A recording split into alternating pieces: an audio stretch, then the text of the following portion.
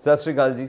ਤੁਸੀਂ ਵੇਖ ਰਹੇ ਹੋ ਪੰਜਾਬ ਮੇਲ USA TV। ਮੈਂ ਹਾਂ ਸੰਜੀਵ ਯਸ਼ ਖੰਨਾ, ਮੇਰੇ ਨਾਲ ਨੇ ਨਰਿੰਦਰ ਸਤੀ ਜੀ ਤੇ ਤੁਹਾਡਾ ਬਹੁਤ-ਬਹੁਤ ਸਵਾਗਤ ਕਰਦੇ ਹਾਂ ਅਸੀਂ ਖਬਰ ਜੰਕਸ਼ਨ ਦੇ ਵਿੱਚ। ਜੀ ਸਰ, ਸੋ ਤੁਸੀਂ ਦੇਖੋ ਅਗਨੀਪਥ ਨੂੰ ਲੈ ਕੇ ਇੱਕ ਤੇ ਨਾਮ ਬੜੇ ਪਿਆਰੇ ਰੱਖਦੇ ਨੇ, ਅਗਨੀਪਥ, ਸੋਚ ਸਮਝ ਕੇ ਰੱਖਿਆ ਸੋਚ ਸਮਝ ਕੇ ਰੱਖਦੇ ਨੇ। ਸੋ ਅਗਨੀਪਥ ਨੂੰ ਲੈ ਕੇ ਹਰ ਪਾਸੇ ਅਗਨੀ ਹੋਈ ਪਈ ਹੈ, ਹਰ ਪਾਸੇ ਮੁਜ਼ਾਹਰੇ ਹੋ ਰਹੇ ਨੇ, ਪ੍ਰਦਰਸ਼ਨ ਹੋ ਰਹੇ ਨੇ, ਲੋਕ ਗੁੱਸੇ 'ਚ ਨੇ, ਸਟੂਡੈਂਟਸ ਗੁੱਸੇ 'ਚ ਨੇ ਕਿ ਕੀ ਵਾਪਰ ਰਿਹਾ। ਤੇ ਜਿਹੜੇ ਐਕਸਪਰਟਸ ਨੇ, ਮਿਲਟਰੀ ਐਕਸਪਰਟਸ ਵੀ ਕਹਿੰਦੇ ਨੇ ਕਿ ਇਹ ਇੱਕ ਸਹੀ ਫੈਸਲਾ ਨਹੀਂ ਹੈ, ਕਿਉਂਕਿ ਆਰਮੀ ਨੂੰ, ਮਿਲਟਰੀ ਨੂੰ ਇਸ ਤਰ੍ਹਾਂ ਡੀਲ ਨਹੀਂ ਕਰਨਾ ਚਾਹੀਦਾ। ਸੋ ਸਰਕਾਰ ਨੂੰ ਆਪਣਾ ਫੈਸਲਾ ਬਦਲਣਾ ਚਾਹੀਦਾ। ਬਿਲਕੁਲ। ਤੇ ਬਾਕੀ ਇਹ ਕੁਝ ਨਵੇਂ ਵੀ ਬਿਆਨ ਵੀ ਆਏ ਨੇ ਕਿ 10% ਰਾਖਵਾਂਕਰਨ ਵੀ ਮਿਲੇਗਾ, ਏਜ ਲਿਮਿਟ ਦੇ ਵਿੱਚ ਵੀ ਛੋਟ ਦਿੱਤੀ ਗਈ ਹੈ ਅਪਰ ਏਜ ਲਿਮਿਟ। ਅਸਲ 'ਚ ਇਦਾਂ ਆ ਭਈ ਸੰਜੀਵ ਜੀ, ਦੇਸ਼ ਭਰ ਵਿੱਚ ਵਿਰੋਧ ਹੋ ਰਿਹਾ ਹੈ ਇਸ ਗੱਲ ਦਾ। ਹਾਂਜੀ। ਪੰਜਾਬ ਨੂੰ ਛੱਡ ਕੇ ਪੰਜਾਬ 'ਚ ਸੰਕੇਤਕ, ਜਾਣੀ ਕਿ ਸੰਕੇਤਕ ਵਿਰੋਧਤਾ ਹੋਇਆ। ਹਾਂਜੀ। ਸਿੰਬੋਲਿਕ ਹੈ ਨਾ। ਹਾਂਜੀ। ਉਹ ਵੀ ਉਹਨਾਂ ਨੇ ਸੰਗਰੂਰ ਦੇ ਵਿੱਚ ਕੱਲ ਕੋਠੀ ਘੇਰੀ ਭਗਵੰਤ ਮਾਨ ਹੋਰਾਂ ਦੀ, CM ਸਾਹਿਬ ਦੀ। ਪਰ ਜਿਸ ਪੱਧਰ 'ਤੇ ਹਰਿਆਣਾ, ਬਿਹਾਰ, UP, ਉੱਧਰ ਜਿਹੜੇ ਹੋਰ ਸਦਰਨ ਸਟੇਟਸ ਨੇ, ਉਹਨਾਂ ਦੇ ਵਿੱਚ ਜਿਹੜੀ ਪੱਧਰਤਾ ਜੋ ਆਪਾਂ ਦੇਖ ਰਹੇ ਹਾਂ, 300 ਗੱਡੀਆਂ ਰੱਦ ਹੋ ਗਈਆਂ ਹੈ ਨਾ। ਇੱਕ ਬੰਦਾ ਜਿਹੜਾ ਆ RPF ਦੀ ਫਾਇਰਿੰਗ ਦੇ ਵਿੱਚ ਮਾਰਿਆ ਜਾਂਦਾ ਹੈ ਨਾ, ਆਪਣੇ ਔਰੰਗਾਬਾਦ ਦੇ ਵਿੱਚ। ਬਿਲਕੁਲ। ਫਿਰ ਆਪਾਂ ਦੇਖਦੇ ਹਾਂ ਭਈ ਅੱਗਜ਼ਨੀ, ਸਾੜ ਫੂਕ ਦੀਆਂ ਘਟਨਾਵਾਂ, ਪੱਥਰਬਾਜ਼ੀ, ਪੂਰੇ ਮੁਲਕ ਦੇ ਵਿੱਚ ਇੱਕ ਤਰ੍ਹਾਂ ਦਾ ਬਵਾਲ ਉੱਠ ਕੇ ਖੜਾ ਹੋ ਗਿਆ। ਹਾਂਜੀ। ਪਹਿਲਾਂ ਤਾਂ ਆਪਾਂ ਇਹ ਗੱਲ ਕਰਦੇ ਹਾਂ ਵੀ ਦੇਖੋ, ਜਿਹੜਾ ਨੰਬਰ 1 ਤੇ UP, ਹਾਂਜੀ, ਨੰਬਰ 2 ਤੇ ਆਪਾਂ ਆ ਪੰਜਾਬੀ, ਤੇ ਨੰਬਰ 3 ਦੇ ਉੱਤੇ ਹਰਿਆਣਾ ਆ ਫੌਜ ਦੇ ਵਿੱਚ ਭਰਤੀ ਲਈ।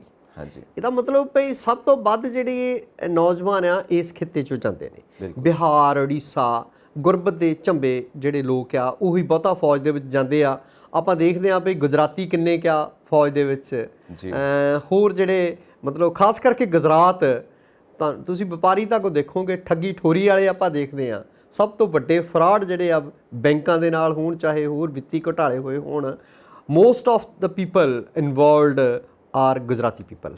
ਬਿਲਕੁਲ। ਤੇ ਕਦੀ ਫੌਜ ਵਿੱਚ ਰੱਖਿਆ ਸੇਵਾਵਾਂ ਦੇ ਵਿੱਚ ਉਹਨਾਂ ਦਾ ਨਾਮੋ ਨਿਸ਼ਾਨ ਨਹੀਂ ਹੁੰਦਾ, ਜਾਂ ਨਾ ਦੇ ਬਰਾਬਰ ਹੁੰਦਾ। ਠੀਕ ਹੈ, ਬਿਲਕੁਲ ਸਹੀ ਕਹਿ ਰਹੇ ਹੋ। ਉਸ ਤੋਂ ਬਾਅਦ ਇਹ ਜਿਹੜਾ ਜਿੱਦਾਂ ਹੁਣ ਹਰਿਆਣੇ ਦੇ ਵਿੱਚ ਵਿਰੋਧ ਹੋ ਰਿਹਾ, ਖੱਟੜ ਦਾ ਮਤਲਬ ਉੱਥੋਂ ਦੇ ਮੁੱਖ ਮੰਤਰੀ ਦਾ ਵਿਰੋਧ ਹੋ ਰਿਹਾ, ਬਾਕੀ ਥਾਵਾਂ 'ਤੇ ਹੋ ਰਿਹਾ। ਭਾਜਪਾ ਨੇ ਆਪਣੇ ਸੀਨੀਅਰ ਆਗੂਆਂ ਨੂੰ, they have plunged into the war of defending their party. ਉਹ ਮਤਲਬ ਭਾਜਪਾ ਨੂੰ ਬਚਾਉਣ ਲਈ ਤੇ ਇਹਨਾਂ ਜਿਹੜੀ ਫੈਸਲਾ ਆ ਸਰਕਾਰ ਦਾ, ਉਹਨੂੰ ਸਹੀ ਸਿੱਧ ਕਰਨ ਲਈ ਪੂਰਾ ਤਾਣ ਲਾਇਆ ਹੋਇਆ ਭਾਜਪਾ ਦੇ ਸੀਨੀਅਰ ਆਗੂਆਂ ਨੇ। ਚਾਹੇ ਉਹ ਮੰਤਰੀ ਸੰਤਰੀ ਹੋਣ, ਚਾਹੇ MP ਹੋਣ, ਚਾਹੇ MLA ਹੋਣ, ਜਾਂ ਚਾਹੇ ਜਿਹੜੇ ਆ ਉਹ ਪਾਰਟੀ ਦੇ ਹੋਰ ਆਗੂ ਹੋਣ, ਹੈ ਨਾ। ਪਰ ਜਿੱਦਾਂ ਵਿਰੋਧ ਹੋ ਰਿਹਾ ਦੇਸ਼ ਦੇ ਵਿੱਚ, ਜਿੱਦਾਂ ਰੱਖਿਆ ਸੇਵਾਵਾਂ ਦੇ ਜਿਹੜੇ ਸੇਵਾ ਮੁਕਤ ਅਧਿਕਾਰੀ ਆ ਉਹਨਾਂ ਦੇ ਬਿਆਨ ਆ ਰਹੇ ਆ, ਪੰਜਾਬ ਦੇ ਚੀਫ ਮਿਨਿਸਟਰ ਦਾ ਬਿਆਨ ਆ ਰਿਹਾ, ਵਿਰੋਧੀ ਧਿਰ ਵਾਲੇ ਰਾਜਾ ਵੜਿੰਗ ਹੋਰੀ, ਕਾਂਗਰਸ ਦੇ ਪ੍ਰਧਾਨ, ਉਹ ਬਿਆਨ ਦੇ ਰਹੇ ਆ ਵੀ ਇਹ ਸਰਾਸਰ ਜਿਹੜਾ ਆ ਗਲਤ ਫੈਸਲਾ ਸਰਕਾਰ ਦਾ। ਇਹਦੇ ਨਾਲ ਜਿਹੜਾ ਆ ਦੇਸ਼ ਬੁਰੀ ਤਰ੍ਹਾਂ ਪ੍ਰਭਾਵਿਤ ਹੋਊਗਾ।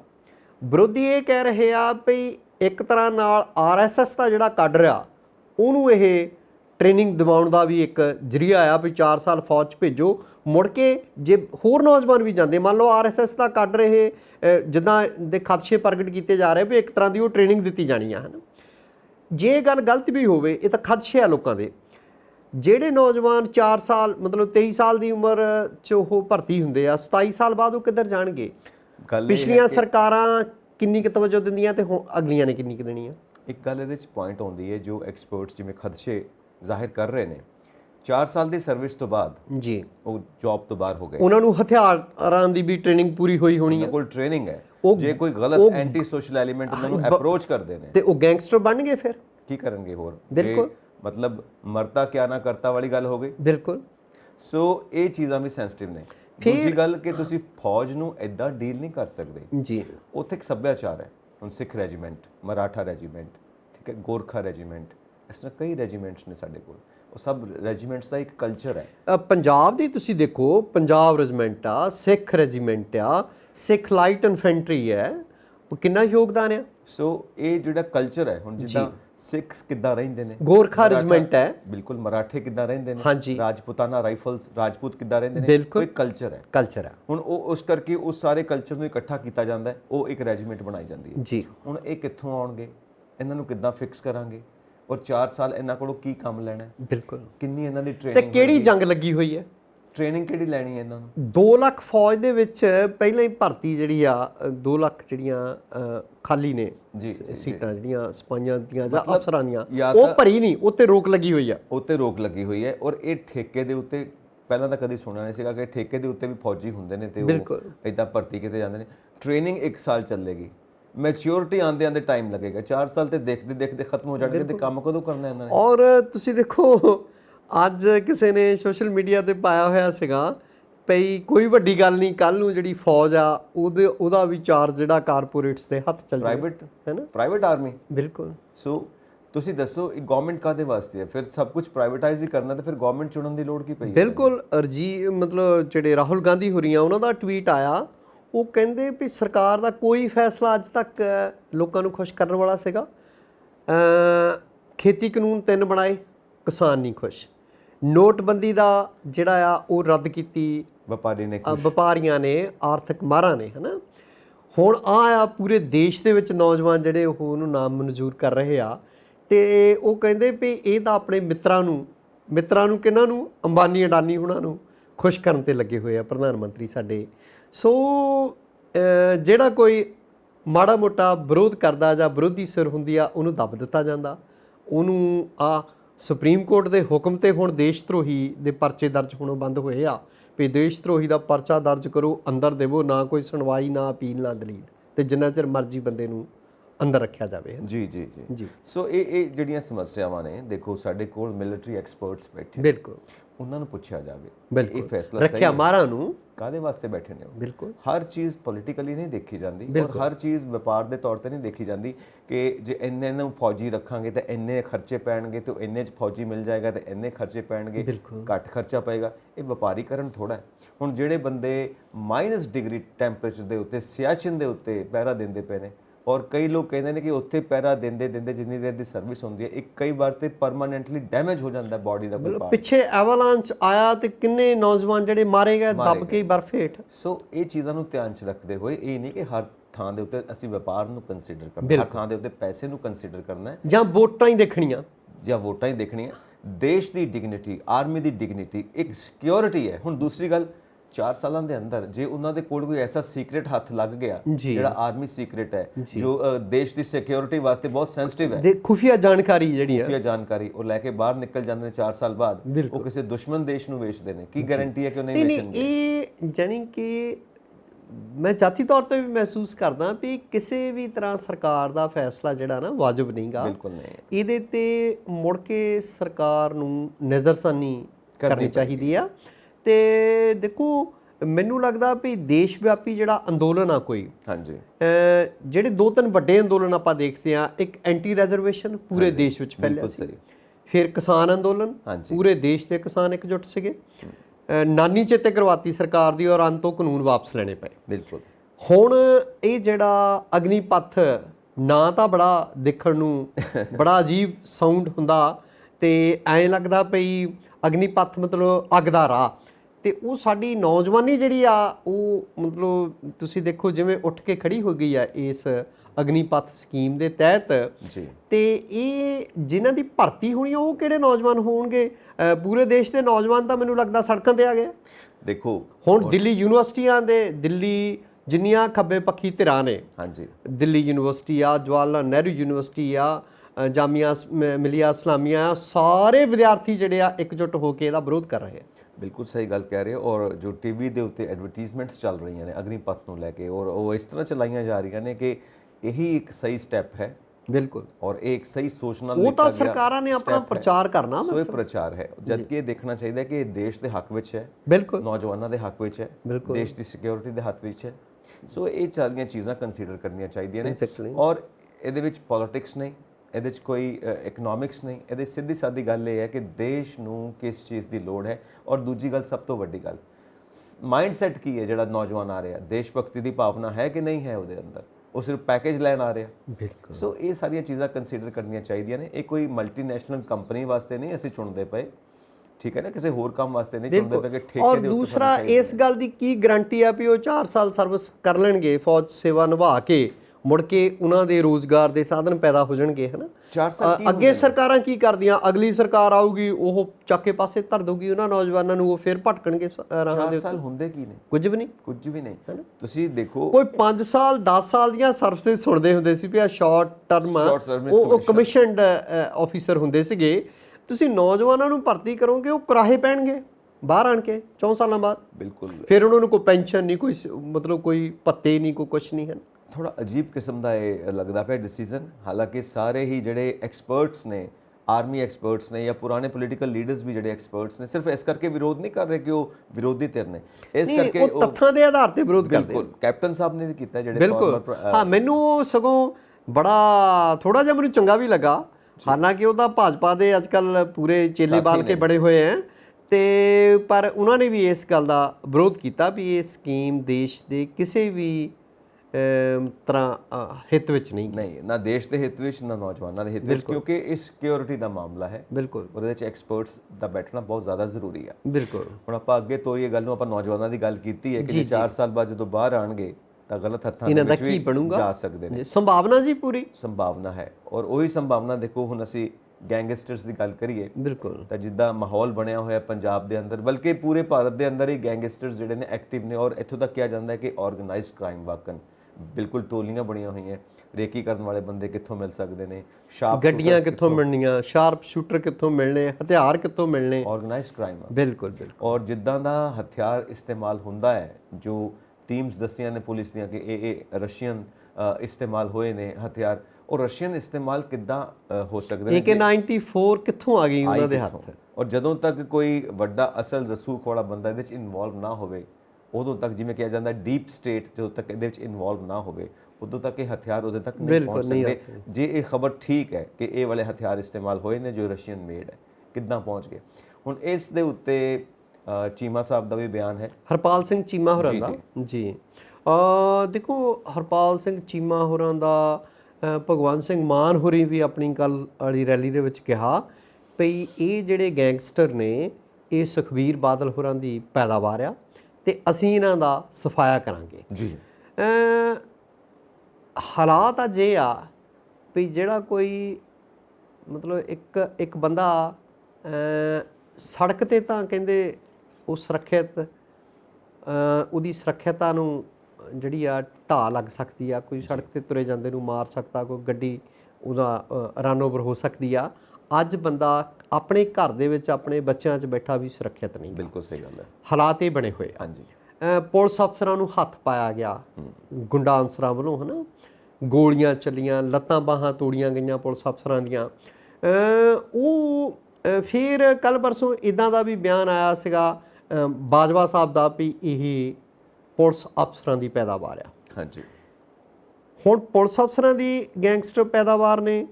ਆਮ ਤੌਰ ਤੇ ਇੱਦਾਂ ਦੇ ਵੀ ਲੋਕ ਮਤਲਬ ਗੱਲਾਂ ਕਰਦੇ ਸੁਣਦੇ ਆ ਵੀ ਥਾਣੇਦਾਰ ਤੋਂ ਲੈ ਕੇ SSP ਤੱਕ ਆਪਣੇ ਗੁੰਡਾ ਅਨਸਰ ਇਹਨਾਂ ਦੇ ਭਾਲੇ ਹੋਏ ਹੁੰਦੇ ਆ, ਹੈ ਨਾ, ਵੀ ਜਿਨ੍ਹਾਂ ਨੂੰ ਇਹ ਲੋੜ ਪੈਣ ਤੇ ਵਰਤਦੇ ਆ। ਉਹ ਗੱਲ ਮਤਲਬ ਬਾਜਵਾ ਸਾਹਿਬ ਦੀ ਗੱਲ 'ਚ ਮੈਨੂੰ ਥੋੜ੍ਹਾ ਜਿਹਾ ਤਾਂ ਵਜ਼ਨ ਲੱਗਦਾ ਵੀ ਕੋਈ ਵੱਡੀ ਗੱਲ ਨਹੀਂ। ਇੱਕ MP, ਇੱਕ ਸਾਬਕਾ ਮੰਤਰੀ ਪੰਜਾਬ ਦਾ ਜ਼ਿੰਮੇਵਾਰ, ਇੱਕ ਵੱਡੀ ਪਾਰਟੀ ਦਾ ਜੇ ਆਗੂ ਇਹ ਕਹਿ ਰਿਹਾ ਤਾਂ ਉਹਦੇ 'ਚ ਤੱਤ ਕੁਝ ਹੋ ਸਕਦਾ। ਹੋ ਸਕਦਾ। ਮੈਂ ਨਹੀਂ ਕਹਿੰਦਾ, ਉਹ ਕਹਿੰਦੇ ਨੇ, ਠੀਕ ਹੈ। ਹਾਂਜੀ, ਉਸ ਪਿੱਛੋਂ ਹੁਣ ਜੇ ਭਗਵੰਤ ਮਾਨ ਹੋਰੀ ਸਿੱਧਾ ਸੁਖਬੀਰ ਬਾਦਲ ਦਾ ਨਾਂ ਲੈਂਦੇ ਆ। ਜੀ, ਅੱਤਵਾਦ ਵੇਲੇ ਵੀ ਇਦਾਂ ਦੀਆਂ ਗੱਲਾਂ ਸੁਣਦੇ ਸੀਗੇ ਵੀ ਇਹਨਾਂ ਲੀਡਰਾਂ ਦੇ ਪੈਦਾ ਕੀਤੇ ਹੋਏ ਇਹ ਜਿਹੜੇ ਖਾੜਕੂ ਨੇ, ਅੱਤਵਾਦੀ ਆ, ਤੇ ਇਹ ਆਪਣੇ ਜਿਹੜੇ ਵੈਸਟਡ ਇੰਟਰਸਟ ਨੇ, ਆਪਣੇ ਨਿੱਜੀ ਹਿੱਤਾਂ ਲਈ ਇਹਨਾਂ ਨੂੰ ਵਰਤਦੇ ਆ ਤੇ ਵਰਤ ਕੇ ਫਿਰ ਮੁਕਾਬਲੇ ਵੀ ਬਣਾ ਦਿੰਦੇ ਆ, ਮਰਵਾ ਵੀ ਦਿੰਦੇ ਆ, ਹੈ ਨਾ। ਤੇ ਇੱਦਾਂ ਦੀਆਂ ਵੀ ਗੱਲਾਂ ਸੁਣਨ 'ਚ ਆਈਆਂ ਪਈ ਇਹਨਾਂ ਦੇ ਜਿਹੜੇ ਫਾਰਮ ਹਾਊਸਿਸ ਨੇ ਵੱਡੇ ਲੀਡਰਾਂ ਦੇ, ਉਹਨਾਂ ਦੇ ਵਿੱਚ ਇਹ ਖਾੜਕੂ ਲੁਕ ਛਿਪ ਕੇ ਰਹਿੰਦੇ ਰਹੇ ਜਾਂ ਉੱਥੇ ਰਹਿੰਦੇ ਰਹੇ, ਹੈ ਨਾ। ਸੋ ਜਿਹੜਾ ਹੁਣ ਦਾ ਬਿਆਨ ਆ ਵੀ ਪੰਜਾਬ ਦੇ ਵਿੱਚ ਦੇਖੋ ਇਸ ਵੇਲੇ ਗੈਂਗਸਟਰਿਜ਼ਮ ਜਿਹੜਾ ਆ ਨਾ ਉਹ ਬਹੁਤ ਜ਼ਿਆਦਾ, ਜਾਣੀ ਕਿ ਕੱਲਾ ਲੋਕਾਂ ਲਈ ਨਹੀਂ ਖਤਰਾ, ਫਰੌਤੀਆਂ ਦਾ ਨਹੀਂ ਮਸਲਾ, ਕੱਲਾ ਪੈਸੇ ਬਟੋਰਨ ਦਾ ਕੱਲਾ ਮਸਲਾ ਨਹੀਂ, ਇਹ ਇੱਕ ਤਾਂ ਮਾਹੌਲ ਤੁਸੀਂ ਦੇਖੋ ਹਾਂਜੀ। ਤੇ ਸਹਿਮ ਦੇ ਮਾਹੌਲ 'ਚ ਲੋਕ ਜਿਉ ਰਹੇ ਆ। ਇਹ ਗੈਂਗਸਟਰ ਜੇ ਐਂਟੀ ਸੋਸ਼ਲ ਜਿਹੜੇ ਦੇਸ਼ ਵਿਰੋਧੀ ਤਾਕਤਾਂ ਨੇ ਜੀ। ਐਂਟੀ ਸੋਸ਼ਲ ਐਲੀਮੈਂਟ ਤਾਂ ਇਹ ਖੁਦ ਹੋ ਗਿਆ। ਹਾਂਜੀ। ਜਿਹੜੀਆਂ ਦੇਸ਼ ਵਿਰੋਧੀ ਤਾਕਤਾਂ ਦੇ ਕਿਤੇ ਹੱਥਾਂ 'ਚ ਚੱਲ ਜਾਣ, ਕੋਈ ਵਿਦੇਸ਼ੀ ਤਾਕਤਾਂ ਦੇ ਹੱਥਾਂ 'ਚ ਚੱਲ ਜਾਣ, ਤਾਂ ਫਿਰ ਦੇਸ਼ ਦਾ ਕੀ ਬਣੂਗਾ। ਫਿਰ ਇਹਨਾਂ ਨੂੰ ਸ਼ਾਇਦ ਇਹ ਮਹਿਸੂਸ ਹੋਵੇ ਵੀ ਅਸੀਂ ਇਹਨਾਂ ਨੂੰ ਪਾਲ ਪੋਸ ਕੇ, ਸਿਆਸਤਦਾਨਾਂ ਨੂੰ ਇਹ ਮਹਿਸੂਸ ਹੋਵੇ ਵੀ ਅਸੀਂ ਆਪਣੇ ਪੈਰੀਂ ਆਪ ਕੁਹਾੜੀ ਮਾਰ ਲਈ ਆ। ਬਿਲਕੁਲ ਸਹੀ। ਉਹਨਾਂ ਸਿਆਸਤਦਾਨਾਂ ਦੇ ਬੱਚੇ ਵੀ ਇੱਥੇ ਜਿਉਂਦੇ, ਇੱਥੇ ਹੀ ਰਹਿਣਾ, ਉਹਨਾਂ ਨੇ ਆਪ ਵੀ ਇੱਥੇ ਹੀ ਰਹਿਣਾ, ਇੱਥੇ ਹੀ ਵਿਚਰਨਾ, ਹੈ ਨਾ। ਅਤੇ ਕਈ ਵਾਰੀ ਕਹਿੰਦੇ ਹੁੰਦੇ ਆ ਵੀ ਬਿੱਲੀ ਜਦੋਂ ਥੈਲਿਓਂ ਬਾਹਰ ਆ ਜਾਂਦੀ ਆ ਨਾ, ਫਿਰ ਉਹ ਕਾਬੂ 'ਚ ਨਹੀਂ ਆਉਂਦੀ। ਉਹੋ ਜਿਹੀ ਸਥਿਤੀ ਹੁਣ ਗੈਂਗਸਟਰਾਂ ਦੀ ਹੋਈ ਪਈ ਆ। ਭਈ ਕਿੰਨੇ ਕੁ ਰੋਜ਼ ਫੜਦੇ ਆ, ਤੁਸੀਂ ਦੇਖੋ ਕਿੰਨੀਆਂ ਵਾਰਦਾਤਾਂ ਹੋ ਰਹੀਆਂ। ਜਲੰਧਰ ਦੇ ਵਿੱਚ ਤੁਸੀਂ ਦੇਖੋ ਮਤਲਬ ਸੁਨਿਆਰੇ ਨੂੰ ਲੁੱਟਣ ਦੀ ਯੋਜਨਾ ਬਣਾ ਰਹੇ ਸੀ, ਕਿੰਨੇ ਉਹਨਾਂ ਤੋਂ ਪਿਸਤੌਲ, ਕਿੰਨਾ ਅਸਲਾ, ਔਰ 5-7 ਲੱਖ ਰੁਪਈਆ ਉਹਨਾਂ ਦੀ ਗੱਡੀ 'ਚ ਮਿਲਿਆ, ਹੈ ਨਾ। ਬਿਲਕੁਲ ਕੱਲ ਪਰਸੋਂ ਗ੍ਰਿਫਤਾਰ ਕੀਤੇ ਆ ਜਲੰਧਰ ਪੁਲਿਸ ਨੇ। ਸੋ ਇਹ they are posing a major threat. ਅਤੇ ਜਿਹੜਾ ਹਰਪਾਲ ਚੀਮਾ ਹੋਰਾਂ ਦਾ ਬਿਆਨ ਔਰ ਭਗਵੰਤ ਸਿੰਘ ਮਾਨ ਸਾਹਿਬ ਦਾ ਜਿਹੜਾ ਬਿਆਨ ਆ, ਉਹ ਕੋਈ ਐਵੇਂ ਕਿਵੇਂ ਦਾ ਬਿਆਨ ਨਹੀਂ। ਇਸ ਗੱਲ ਨੂੰ ਗੰਭੀਰਤਾ ਨਾਲ ਲੈਣਾ ਚਾਹੀਦਾ ਵੀ ਉਹ ਇੱਕ ਸਾਬਕਾ ਡਿਪਟੀ CM ਤੇ ਦੋਸ਼ ਲਾ ਰਹੇ ਆ ਵੀ ਇਹ ਗੈਂਗਸਟਰ ਇਹਨਾਂ ਦੇ ਪਾਲੇ ਹੋਏ ਆ। ਬਿਲਕੁਲ ਸਹੀ ਗੱਲ ਹੈ, ਔਰ ਥ੍ਰੈਟ ਵੀ ਹੈ। ਔਰ ਕਈ ਵਾਰ ਮੈਂ ਸੋਚਦਾ ਕਿ ਜਿਹੜੀ ਇਹ ਨੌਜਵਾਨੀ ਹੈ, ਜੇ ਇਹਨਾਂ ਨੂੰ ਸਹੀ ਰਾਹ ਮਿਲਿਆ ਹੁੰਦਾ ਜੀ, ਇੱਦਾਂ ਦਾ ਕੋਈ ਸਿਸਟਮ ਮਿਲਿਆ ਹੁੰਦਾ ਕਿ ਇਹਨਾਂ ਨੂੰ ਆਰਮੀ ਦੇ ਵਿੱਚ ਭਰਤੀ ਕੀਤਾ ਜਾਂਦਾ, ਬਿਲਕੁਲ, ਤਾਂ ਉਹੀ ਅੱਗ ਦੇਸ਼ ਵਾਸਤੇ ਯੂਜ਼ ਹੁੰਦੀ, ਦੇਸ਼ ਭਗਤੀ ਵਾਸਤੇ ਯੂਜ਼ ਹੁੰਦੀ। ਸੋ ਇਹ ਕੁਰਾਹੇ ਇਹਨਾਂ ਨੂੰ ਕਿਉਂ ਪਾਇਆ ਗਿਆ, ਕਿਉਂ ਇਹਨਾਂ ਦੀ ਬ੍ਰੇਨ ਵਾਸ਼ਿੰਗ ਕੀਤੀ ਗਈ, ਔਰ ਉਹਨਾਂ ਨੂੰ ਕੀ ਫਾਇਦਾ ਜਿਹੜੇ ਇਹਨਾਂ ਨੂੰ ਇਸਤੇਮਾਲ ਕਰਦੇ ਨੇ, ਇਹ ਵੀ ਇੱਕ ਜਾਂਚ ਦਾ ਵਿਸ਼ਾ ਹੈ। ਜੀ, ਉਹ ਦੇਖੋ, ਹਾਂ ਬਿਲਕੁਲ, ਐਸੇ ਹਾਲਾਤ ਵਿਰੋਧੀਆਂ ਨੂੰ ਦੱਬਣ ਲਈ ਆਮ ਤੌਰ ਤੇ ਇਹਨਾਂ ਦੀ ਵਰਤੋਂ ਹੋਈ ਹੋਏਗੀ। ਸੋਸ਼ਲ ਸਾਇੰਸ ਹੈ ਕਿ ਸੁਸਾਇਟੀ ਦੇ ਵਿੱਚ ਤੁਸੀਂ ਇਹ ਚੀਜ਼ਾਂ ਕਿਉਂ ਪੈਦਾ ਕਰਦੇ ਹੋ। ਬਿਲਕੁਲ, ਜੇ ਅਸੀਂ ਕਲਚਰ ਨੂੰ ਦੇਖੀਏ ਨਾ, ਪੁਰਾਣਾ ਦੇਖੀਏ, ਤਾਂ ਪੁਰਾਣਾ ਜਿਹੜਾ ਰੋਮਨ ਕਲਚਰ ਹੈ ਉਹਦੇ ਵਿੱਚ ਵੀ ਇਹ ਚੀਜ਼ ਮਿਲਦੀ, ਕਿਉਂਕਿ ਉਦੋਂ ਵੀ ਪੋਲਿਟਿਕਸ ਆਪਣੀ ਪੀਕ ਤੇ ਸੀ। ਉਹਦੇ ਵਿੱਚ ਵੀ ਇਦਾਂ ਨੌਜਵਾਨਾਂ ਨੂੰ ਵਿਹਲੇ ਰੱਖਿਆ ਜਾਂਦਾ ਹੈ, ਮਤਲਬ ਵਿਹਲੜ ਬਿਠਾਏ ਜਾਂਦੇ ਨੇ ਤਾਂ ਕਿ ਲੋੜ ਪੈਣ ਤੇ ਉਹਨਾਂ ਨੂੰ ਵਰਤਿਆ ਜਾ ਸਕੇ ਆਪਣੇ ਸਿਆਸੀ ਮਕਸਦ ਦੇ ਲਈ, ਆਪਣੇ ਸਿਆਸੀ ਮਫਾਦਾਂ ਲਈ। ਬਿਲਕੁਲ ਬਿਲਕੁਲ, ਤੇ ਉਹਨਾਂ ਦਾ ਜੀਵਨ ਕੋਈ ਮਾਇਨੇ ਨਹੀਂ ਰੱਖਦਾ, ਕਿਉਂਕਿ ਯੂਜ਼ ਐਂਡ ਥਰੋ ਹੈ। ਬਿਲਕੁਲ। ਸੋ ਨੌਜਵਾਨੀ ਨੂੰ ਅਸੀਂ ਕਿਹੜੇ ਰਾਹ ਪਾ ਰਹੇ ਹਾਂ, ਔਰ ਇਹ ਕੌਣ ਲੋਕ ਨੇ ਜੋ ਇਸ ਸੋਚ ਦੇ ਮਾਲਿਕ ਨੇ, ਜੋ ਦੂਸਰਿਆਂ ਦੇ ਬੱਚਿਆਂ ਨੂੰ ਇਸ ਤਰ੍ਹਾਂ ਦੇ ਰਾਹ ਤੇ ਲੈ ਕੇ ਜਾਂਦੇ ਨੇ। ਔਰ ਇਹਨਾਂ ਗੈਂਗਸਟਰਸ ਨੂੰ ਵੀ ਸੋਚਣਾ ਚਾਹੀਦਾ, ਜਦੋਂ ਉਹ ਕਿਸੇ ਨੂੰ ਮਾਰਨ ਜਾਂਦੇ ਨੇ ਤਾਂ ਉਹਨਾਂ ਦੀ ਆਪਣੀ ਜ਼ਿੰਦਗੀ ਵੀ ਦਾਅ ਤੇ ਲੱਗੀ ਹੋਈ ਹੈ। ਕੋਈ ਗੋਲੀ ਉਹਨਾਂ ਦੇ ਸੀਨੇ ਵਿੱਚ ਵੀ ਲੱਗ ਸਕਦੀ ਹੈ, ਉਹਨਾਂ ਦੇ ਵੀ ਮਾਂ-ਬਾਪ ਨੇ, ਉਹ ਵੀ ਕਿਸੇ ਪਰਿਵਾਰ ਦੇ। ਹਾਂ ਬਿਲਕੁਲ। ਕਈ ਵਾਰ ਇੱਕ ਚੀਜ਼ ਮੈਂ ਇਹਦੇ 'ਚ ਐਡ ਕਰਨਾ ਚਾਹੁੰਦਾ, ਇਨਸਾਨੀ ਤੌਰ ਤੇ ਸੋਚਦਾ, ਜਿਹੜੇ ਇਹ ਗੈਂਗਸਟਰਸ ਨੇ, ਇਹ ਮੁੰਡੇ ਨੇ, ਇਹਨਾਂ ਦੇ ਦਿਲ 'ਚ ਕਦੀ ਵਿਚਾਰ ਨਹੀਂ ਹੁੰਦਾ ਕਿ ਜਿਹੜੇ ਸਾਨੂੰ ਵਰਤਦੇ ਪਏ ਨੇ ਉਹਨਾਂ ਦੇ ਘਰ ਪਰਿਵਾਰ ਵੀ ਹੈਗੇ ਨੇ, ਉਹਨਾਂ ਨੇ ਆਪਣੇ ਬੱਚਿਆਂ ਨੂੰ ਸੈੱਟ ਵੀ ਕੀਤਾ ਹੋਇਆ। ਕਦੀ ਇਹਨਾਂ ਦੇ ਮਨ 'ਚ ਨਹੀਂ ਆਉਂਦਾ ਕਿ ਸਾਡਾ ਵੀ ਘਰ ਪਰਿਵਾਰ ਹੋਵੇ, ਸਾਨੂੰ ਵੀ ਕਿਸੇ ਨਾਲ ਇਸ਼ਕ ਹੋਵੇ ਤੇ ਅਸੀਂ ਵੀ ਆਪਣਾ ਘਰ ਬਣਾਈਏ ਔਰ ਇੱਕ ਸਹੀ ਜੀਵਨ ਆਪਣੇ ਮਾਂ-ਬਾਪ ਦੀ ਸੇਵਾ ਕਰੀਏ, ਉਹਨਾਂ ਦੇ ਨਾਲ ਇੱਕ ਘਰ ਦੇ ਵਿੱਚ ਅਸੀਂ ਆਪਣਾ ਜੀਵਨ ਬਿਤਾਈਏ। ਉਹਨਾਂ ਦੇ ਅੰਦਰ ਇਹ ਸੁਪਨਾ ਨਹੀਂ ਹੋ ਸਕਦਾ। ਜਸ਼ੀ, ਤੁਹਾਡੀ ਗੱਲ ਬਿਲਕੁਲ ਮੁਨਾਸਬ ਹੈ। ਭਈ ਉਹਨਾਂ ਦੇ ਅੰਦਰ ਕਦੀ ਇਹ ਵਿਚਾਰ ਆਉਂਦਾ ਹੋਵੇਗਾ, ਉਹਨਾਂ ਦੇ ਮਨਾਂ ਅੰਦਰ, ਹੈ ਨਾ। ਬਿਲਕੁਲ। ਜਾਂ ਉਹ ਸੋਚਦੇ ਹੋਣਗੇ, ਜਾਂ ਇਸ ਗੱਲ ਲਈ ਤਾਂਘਦੇ ਹੋਣਗੇ ਭਈ ਜਿਹੜੇ ਸਾਨੂੰ ਵਰਤ ਰਹੇ ਆ, ਜਾਂ ਜਿਨ੍ਹਾਂ ਲੋਕਾਂ ਦੀ ਅਸੀਂ ਪੈਦਾਵਾਰ ਆ, ਉਹ ਜੇ ਆਪਣਾ ਘਰ-ਬਾਰ, ਕਾਰੋਬਾਰ ਸੈੱਟ ਕਰਕੇ ਬੈਠੇ ਆ, ਉਹਨਾਂ ਦੇ ਬਾਲ ਬੱਚੇ ਸੁੱਖ ਦਾ ਜ਼ਿੰਦਗੀ ਮਾਣ ਰਹੇ ਆ, ਤਾਂ ਅਸੀਂ ਕਿਉਂ ਨਹੀਂ ਆਪਣੇ ਘਰ ਵਸਾਉਣੇ, ਜਾਂ ਅਸੀਂ ਕਿਉਂ ਨਹੀਂ ਸੁੱਖ ਦੀ ਜ਼ਿੰਦਗੀ ਮੰਨਣੀ, ਜਾਂ ਸਾਡੀ ਵੇਲ ਕਿਉਂ ਨਾ ਵਧੇ, ਹੈ ਨਾ। ਪਿਛਲੇ ਦਿਨੀ ਭਗਵੰਤ ਮਾਨ ਹੋਰਾਂ ਦਾ ਇੱਕ ਬਿਆਨ ਆਇਆ ਸੀਗਾ, ਔਰ ਵੱਡੇ ਪੱਧਰ 'ਤੇ ਉਸ ਬਿਆਨ ਦੀ ਸ਼ਲਾਘਾ ਵੀ ਹੋਈ। ਉਹ ਕਹਿੰਦੇ ਭਈ ਗੈਂਗਸਟਰ ਅੰਬਰੋਂ ਨਹੀਂ ਉਤਰੇ, ਇਹਨਾਂ ਮਤਲਬ ਪੁਰਾਣੀਆਂ ਰਵਾਇਤੀ ਪਾਰਟੀਆਂ ਦੇ ਪੈਦਾਵਾਰ ਆ, ਸਾਡੇ ਆਪਣੇ ਘਰਾਂ ਦੇ ਬੱਚੇ ਨੇ। ਤੇ ਉਹ ਕਹਿੰਦੇ ਸਾਡੇ ਬੱਚੇ ਆ, ਅਸੀਂ ਇਹਨਾਂ ਦਾ ਸਫਾਇਆ ਕਰਾਂਗੇ। ਜੇ ਉਹ ਨਹੀਂ ਲੀਹ ਤੇ ਆਉਣਗੇ, ਜੇ ਉਹ ਮੁੱਖ ਧਾਰਾ ਦੇ ਵਿੱਚ ਸ਼ਾਮਲ ਆ, ਤੇ ਅਸੀਂ ਉਹਨਾਂ ਦੇ ਮੁੜ ਵਸੇਬੇ ਦਾ ਵੀ ਪ੍ਰਬੰਧ ਕਰਾਂਗੇ। ਬਹੁਤ ਵਧੀਆ। ਤਾਂ ਦੇਖੋ, ਉਹ ਸਾਡੇ ਪੁੱਤ ਭਰਾ, ਸਾਡੇ ਬੱਚੇ ਨੇ, ਤਾਂ ਉਹ ਕੁਰਾਹੇ ਪੇ ਬੱਚੇ ਆਪਾਂ ਕਹਿ ਸਕਦੇ ਹਾਂ। ਪਰ ਉਹ ਕੁਰਾਹੇ ਉਹਨਾਂ ਨੂੰ ਕਿਹਨਾਂ ਲੋਕਾਂ ਨੇ ਪਾਇਆ, ਉਹਨਾਂ ਲੋਕਾਂ ਦੇ ਕੀ ਮੰਤਵ ਨੇ, ਕੀ ਮੋਟਿਵਸ ਨੇ ਇੱਧਰ ਨੂੰ ਇਹਨਾਂ ਨੂੰ ਤੋਰਨ ਦੇ। ਇਹਨਾਂ ਸਾਰੀਆਂ ਗੱਲਾਂ ਦੀ ਜਾਂਚ ਹੋਣੀ ਚਾਹੀਦੀ ਆ। ਔਰ ਮੈਂ ਸੋਚਦਾ ਹੁੰਦਾ ਵੀ ਕੋਈ ਜਿਹੜੀਆਂ ਉੱਚ ਅਦਾਲਤਾਂ ਦਾ ਕੋਈ ਜੱਜ, high court, supreme court level ਦਾ, ਰਿਟਾਇਰਡ ਜਾਂ ਮਤਲਬ ਇਨ ਸਰਵਿਸ, ਜੀ ਜੀ, ਉਹ ਇਸ ਸਭ ਕੁਝ ਦੀ ਜਾਂਚ ਕਰੇ ਤਾਂ ਇਹ ਜਿਹੜਾ ਸਿਆਸਤਦਾਨਾਂ ਦਾ, ਬਦਮਾਸ਼ ਲਾਣਿਆਂ ਦਾ ਗੱਠਜੋੜ ਆ, ਵਿੱਚੇ ਜਿਹੜੇ ਆ ਉਹ ਪੁਲਿਸ ਅਫਸਰ, ਉਹਦਾ ਮੈਨੂੰ ਲੱਗਦਾ ਵੀ ਕਿਤੇ ਨਾ ਕਿਤੇ ਪਰਦਾ ਫਾਸ਼ ਹੋਏਗਾ ਤੇ ਇਹੋ ਜੀ ਜਾਂਚ ਕਰਵਾਈ ਜਾਣੀ ਚਾਹੀਦੀ ਆ ਤਾਂ ਕਿ ਦੁੱਧ ਦਾ ਦੁੱਧ ਤੇ ਪਾਣੀ ਦਾ ਪਾਣੀ ਔਰ ਇਹ ਕਰਾਹੀ ਪਈ ਜਿਹੜੀ ਨੌਜਵਾਨੀ ਆ ਮੁੜ ਕੇ ਆਪਣੇ ਘਰਾਂ ਨੂੰ ਪਰਤ ਸਕੇ। ਬਿਲਕੁਲ ਜੀ।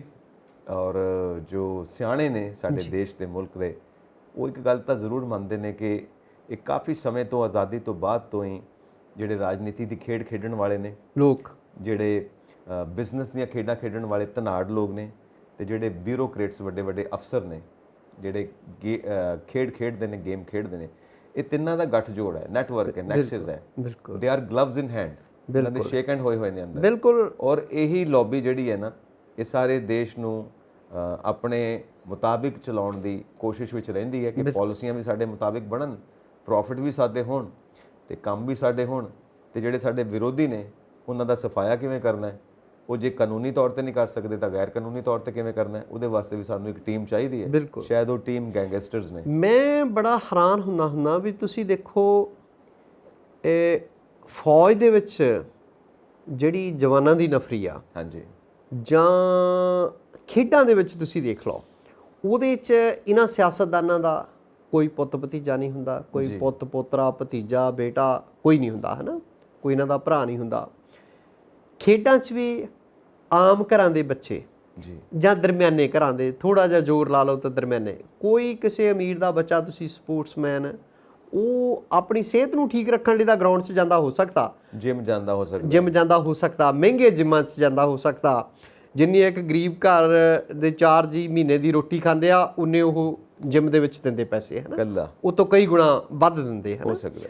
ਤੇ ਜਿਹੜੇ ਤੁਸੀਂ ਗਰਾਊਂਡ 'ਚ ਜਾ ਕੇ ਦੇਖੋ, ਮਤਲਬ ਜਲੰਧਰ ਦੇ ਵਿੱਚ ਕਿੰਨੀਆਂ ਗਰਾਊਂਡਸ ਨੇ ਭਈ, ਉਹਨਾਂ ਬੱਚਿਆਂ ਦੀ ਜੇ ਤੁਸੀਂ ਦਰਿਆਫਤ ਕਰੋ, ਡੂੰਘਾਈ ਨਾਲ ਦੇਖੋ ਤਾਂ 100 ਮਗਰ 10 ਬੱਚੇ ਹੋਣਗੇ ਜਿਹੜੇ ਕੋਈ ਚੰਗੇ ਅਮੀਰ ਘਰਾਂ ਦੇ ਵਿੱਚੋਂ ਆਏ ਹੋਣਗੇ, ਜਾਂ ਕੋਈ ਅਫਸਰਸ਼ਾਹੀ ਦਾ ਬੱਚਾ ਹੋਊਗਾ। 90% ਬੱਚੇ ਜਿਹੜੇ ਆ ਉਹ ਆਮ ਸਧਾਰਨ ਤੇ ਮਾਤੜ ਲੋਕਾਂ ਦੇ ਬੱਚੇ ਹੁੰਦੇ ਆ, ਹੈ ਨਾ, ਜਿਹੜੇ ਗੇਮ ਕਰਦੇ ਆ, ਸਪੋਰਟਸ ਕਰਦੇ ਆ। ਇਸੇ ਤਰ੍ਹਾਂ ਫੌਜ ਦੇ ਵਿੱਚ ਨਹੀਂ ਹੋ ਜਾਂਦੇ। ਹੁਣ ਜਿਹੜੀ ਆਪਾਂ ਪਿੱਛੇ ਗੱਲ ਕਰਦੇ ਸੀਗੇ ਵੀ ਜਿਹੜੀ ਕਰਾਹੇ ਪਈ ਨੌਜਵਾਨੀ ਆ, ਇਹ ਲੋਕ ਆਪਣੇ ਬੱਚਿਆਂ ਨੂੰ ਤਾਂ ਮਹਿਫੂਜ਼ ਰੱਖਦੇ ਆ, ਗਨਮੈਨ ਵੀ ਨਾਲ ਤੁਰੇ ਫਿਰਦੇ ਹੁੰਦੇ ਆ, ਦੇਸ਼ ਵਿਦੇਸ਼ ਦੇ ਵਿੱਚ ਵੀ ਇਹਨਾਂ ਨੂੰ ਸੁਰੱਖਿਆ ਮਿਲਦੀ ਆ।